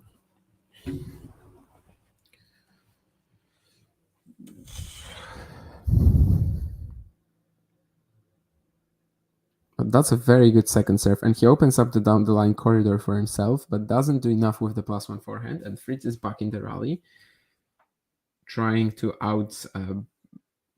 he was trying to hit backhands to backhands with Van de Zandschulp, but then he was the one able to find the inside-out forehand first. Still, we're back into just rallying on the backhand, slice from Van de Zandschulp, which messes up the rhythm nicely, but they're still in that rally. Fritz hitting with a lot of margin, but some very good balls, always trying to get enough pressure on Van de Zandschulp to make him miss.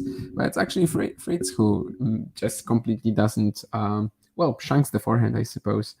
And it's free love Van de Zandschulp, so...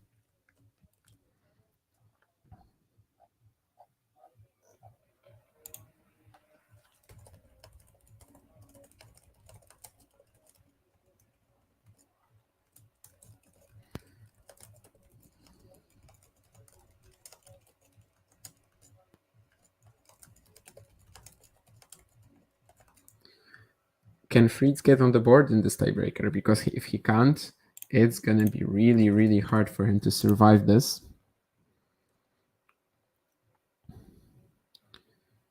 And he cannot. The serve was decent. He had an inside-out forehand, but he just misses it right off the bat.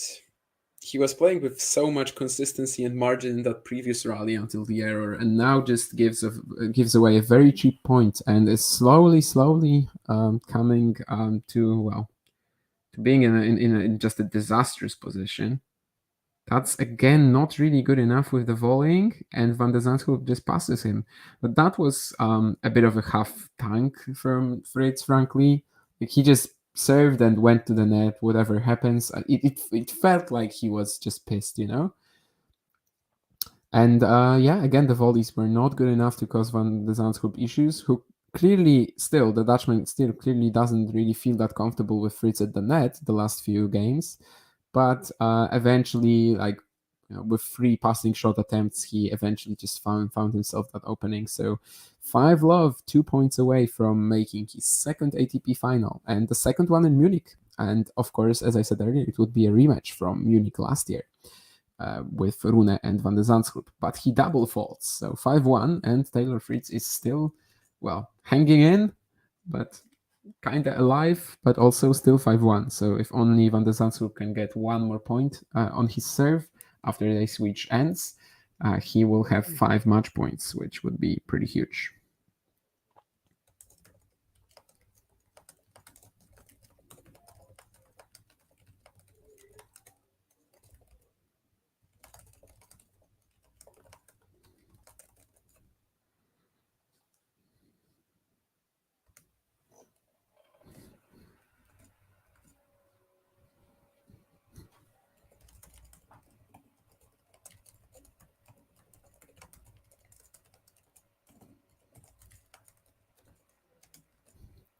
Five one.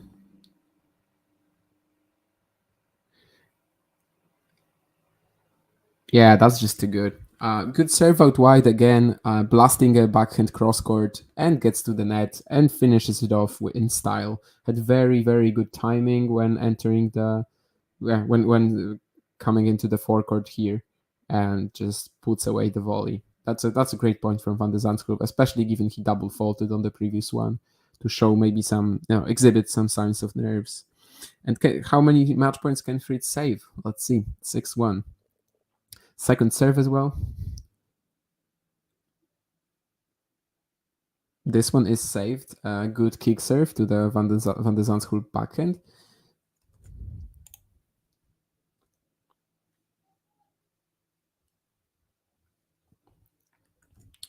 Yeah, Fernando isn't happy in the chat.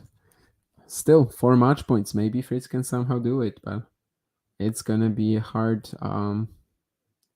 It's not gonna be easy from here. Definitely not. Especially as they're now in a rally, and he will need to overwhelm the Dutchman somehow. That backhand is close to the line, and I think it's Van de Zandschulp there who stopped play. Maybe he is pointing out the mark to the umpire. Seems pretty confident, but no, actually not. Yeah. He actually wasn't confident at all. I was kind of lying there. He was walking over to the back of the court, I think. So who stopped playing? I'm watching without sound because I was talking to Nick earlier. So I'm not sure if it was the line umpire or the Dutchman who stopped play. No, it was actually the line umpire, it seems, because it's 6-2 and Fritz is serving again. So it wasn't his fault that the point was stopped. But it seemed like the ball landed in. That's a decent return from Van de Zandschulp. Fritz is onto him early with the forehand, but he has survived, and he's gonna make Fritz work for this match point save again. Exchanging backhands cross court right now. Fritz switches it up to down the line, but that's not really an aggressive shot from him here. It's now Van de Zandschulp who drop shots, and does he get the point? Oh, wow, that's a great match point. He lobbed Fritz, who tried to go for a backhand smash, but he just didn't land it in. So it's 6-4, 7-6. Wow, the second ATP Tour final of Botic Van de Zandschulp's career. Second against Holger Rune, second in Munich. Pretty incredible for him to get a chance to play that final after, as we mentioned a few times already, he had to retire in the 2022 championship match, which, he's just going to play the sort of final that he never was able to play before. Of course, he's going to play Rune, who right now is probably a much better player than he was in May 2022, because that tournament was held at a bit of a different date. So he's not going to be the favorite, but as we said earlier, he has the game that could trouble Rune. Just this sort of heavy linear power, I think, could work against him well. But of course, it's the Dane who's going to be entering the final as the favorite. And also, he's been just crushing his opponents this week, even if all of them / most of them were actually probably weaker than Botic Van de Zandschulp. So there are still some question marks ahead of tomorrow, and it should be a pretty nice match. I remember their 7 games were actually quite nice as well in the Munich final last year. Botic van de Zandschulp was actually 4-3 up when he retired as well. So it's clear that it wasn't the final didn't the injury didn't stop him from performing like at a very decent level for the first 7 games. Then he was forced to withdraw, and that's gonna be it for the stream actually. Okay, and John says he's gonna end it himself. So thanks guys for being here. Thanks for all the comments. We've watched the Munich final, the Munich semifinals with you. We've watched an hour and a half of Stuttgart action. It felt like something like that, right? Because Sabalenka just crushed Potapova and Jabeur retired so early.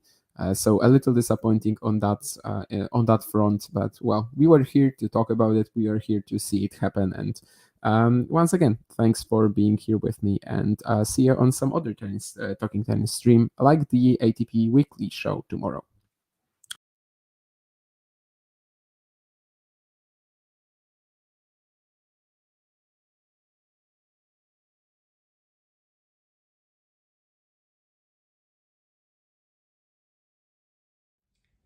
If you enjoyed this video, make sure you hit that like button. Don't forget to subscribe and click that notification bell so you don't miss out on all things tennis.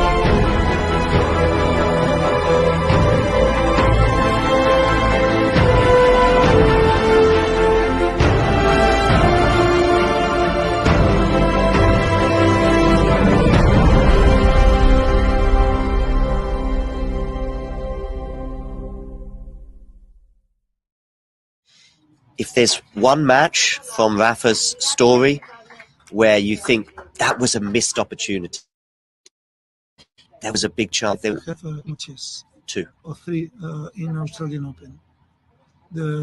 No more. We lose the opportunity in Wimbledon against Djokovic in semi-final. 2018.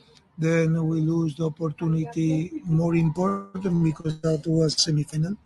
We lose the opportunity in Australian Open. In the Australian Open 2014, 2012 and 2017. Yeah. In 14 because he has an injury against Wawrinka that before he had never lose against him. Then with Djokovic and Federer, he had breakup in the 5th. Yeah.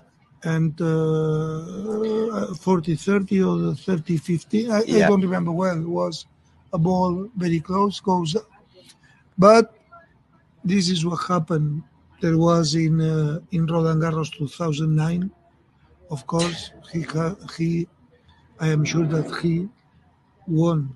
He will win. He won this tournament when he has no problems in his knee, because at this moment he was the best. He won Australian Open, then he won the tournaments on clay, and he arrived with problems in Roland Garros. For this reason, in my opinion, he loses. But there are other times that maybe he has to lose and he won.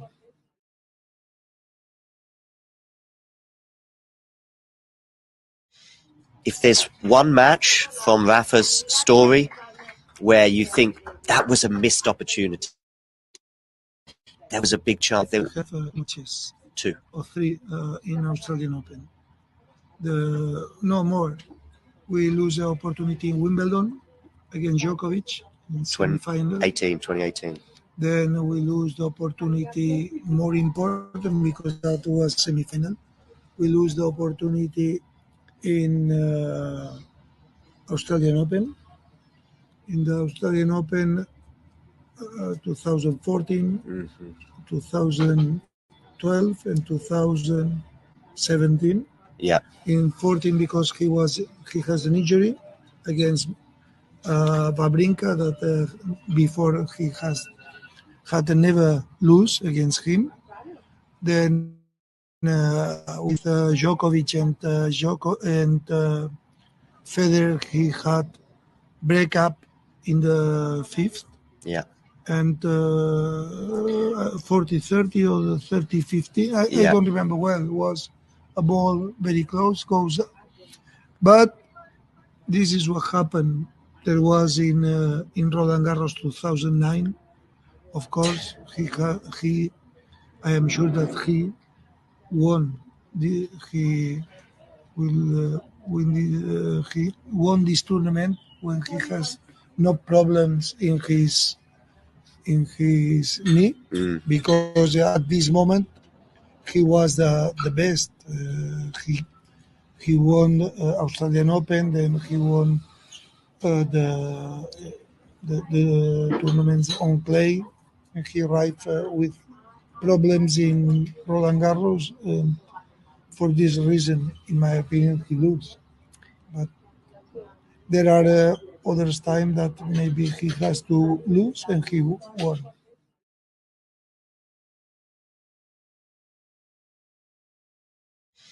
If there's one match from Rafa's story where you think that was a missed opportunity, there was a big chance there have matches, 2 or 3 in Australian Open. No more. We lose the opportunity in Wimbledon against Djokovic in semi-final. 2018. Then we lose the opportunity more important because that was semi-final. We lose the opportunity in Australian Open. in the Australian Open 2014, 2012, and 2017. Yeah. In 14 because he has an injury against Wawrinka that before he had never lose against him. Then with Djokovic and Federer, he had breakup in the fifth. Yeah. And 40-30 or 30-50, I don't remember well. It was a ball very close, but this is what happened. There was in Roland Garros 2009. Of course, he I am sure that he won. He will win. He won this tournament when he has no problems in his knee, because at this moment he was the best. He won Australian Open, then he won the tournaments on clay, and he arrived with problems in Roland Garros. For this reason, in my opinion, he loses. But there are others time that maybe he has to lose and he won.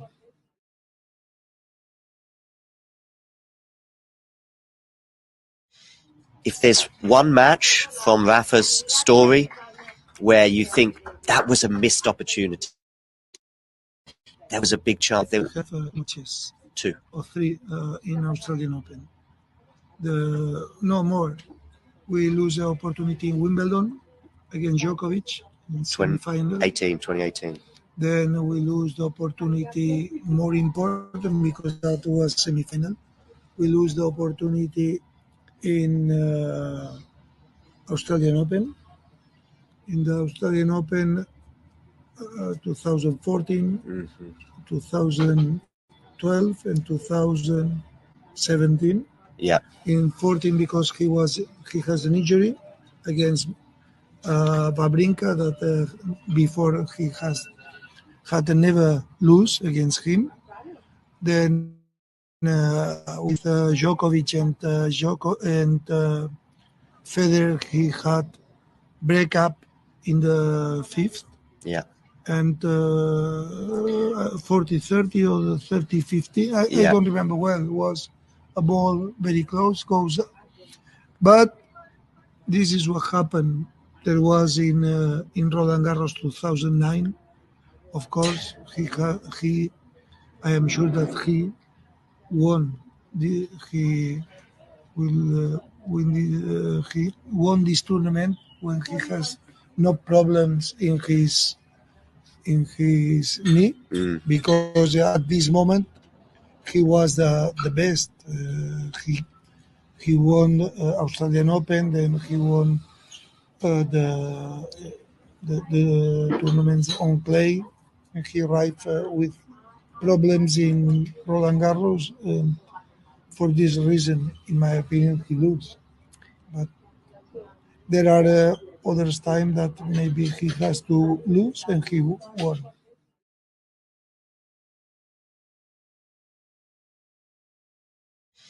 If there's one match from Rafa's story where you think that was a missed opportunity, there was a big chance. There We have matches, 2 or 3 in Australian Open. No more. We lose the opportunity in Wimbledon against Djokovic in semi-final. 2018. Then we lose the opportunity more important because that was semi-final. We lose the opportunity in Australian Open. In the Australian Open 2014, 2012, and 2017. Yeah. In 14 because he has an injury against Wawrinka that before he had never lose against him. Then with Djokovic and Federer, he had breakup in the fifth. Yeah. and 40-30 or 30-50. I don't remember well. It was a ball very close, goes, but this is what happened. There was in Roland Garros 2009.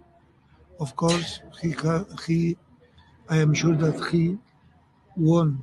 He will win. He won this tournament when he has no problems in his knee, because at this moment he was the best. He won Australian Open, then he won the tournaments on clay, and he arrived with problems in Roland Garros. For this reason, in my opinion, he lose. But there are others time that maybe he has to lose and he won.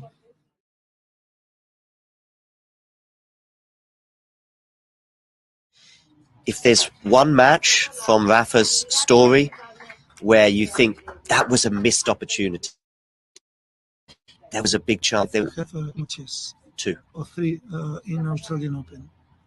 No more. We lose the opportunity in Wimbledon against Djokovic in semi-final. 2018. Then we lose the opportunity, more important because that was semi-final. We lose the opportunity in Australian Open. In the Australian Open 2014, 2012 and 2017. Yeah. In 14 because he has an injury against Wawrinka that before he had never lose against him. Then with Djokovic and Federer, he had breakup in the 5th. Yeah. And 40-30 or 30-50. I don't remember well. It was a ball very close, goes, but this is what happened. There was in Roland Garros 2009.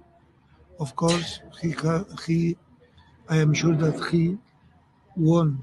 He will win. He won this tournament when he has no problems in his knee, because at this moment he was the best.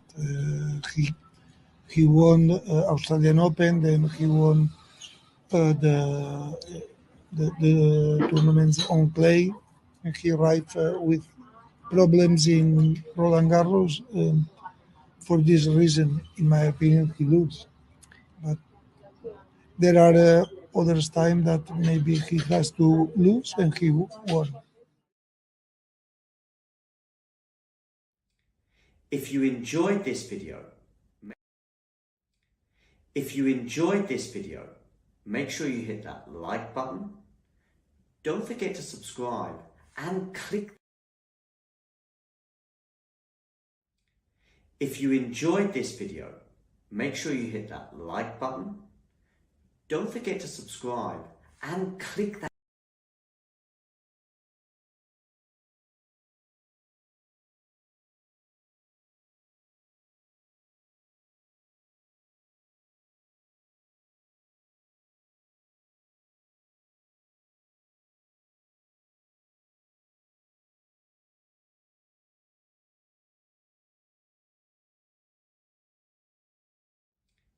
If you enjoyed this video, make sure you hit that like button. Don't forget to subscribe and click that notification bell so you don't miss out on all things tennis.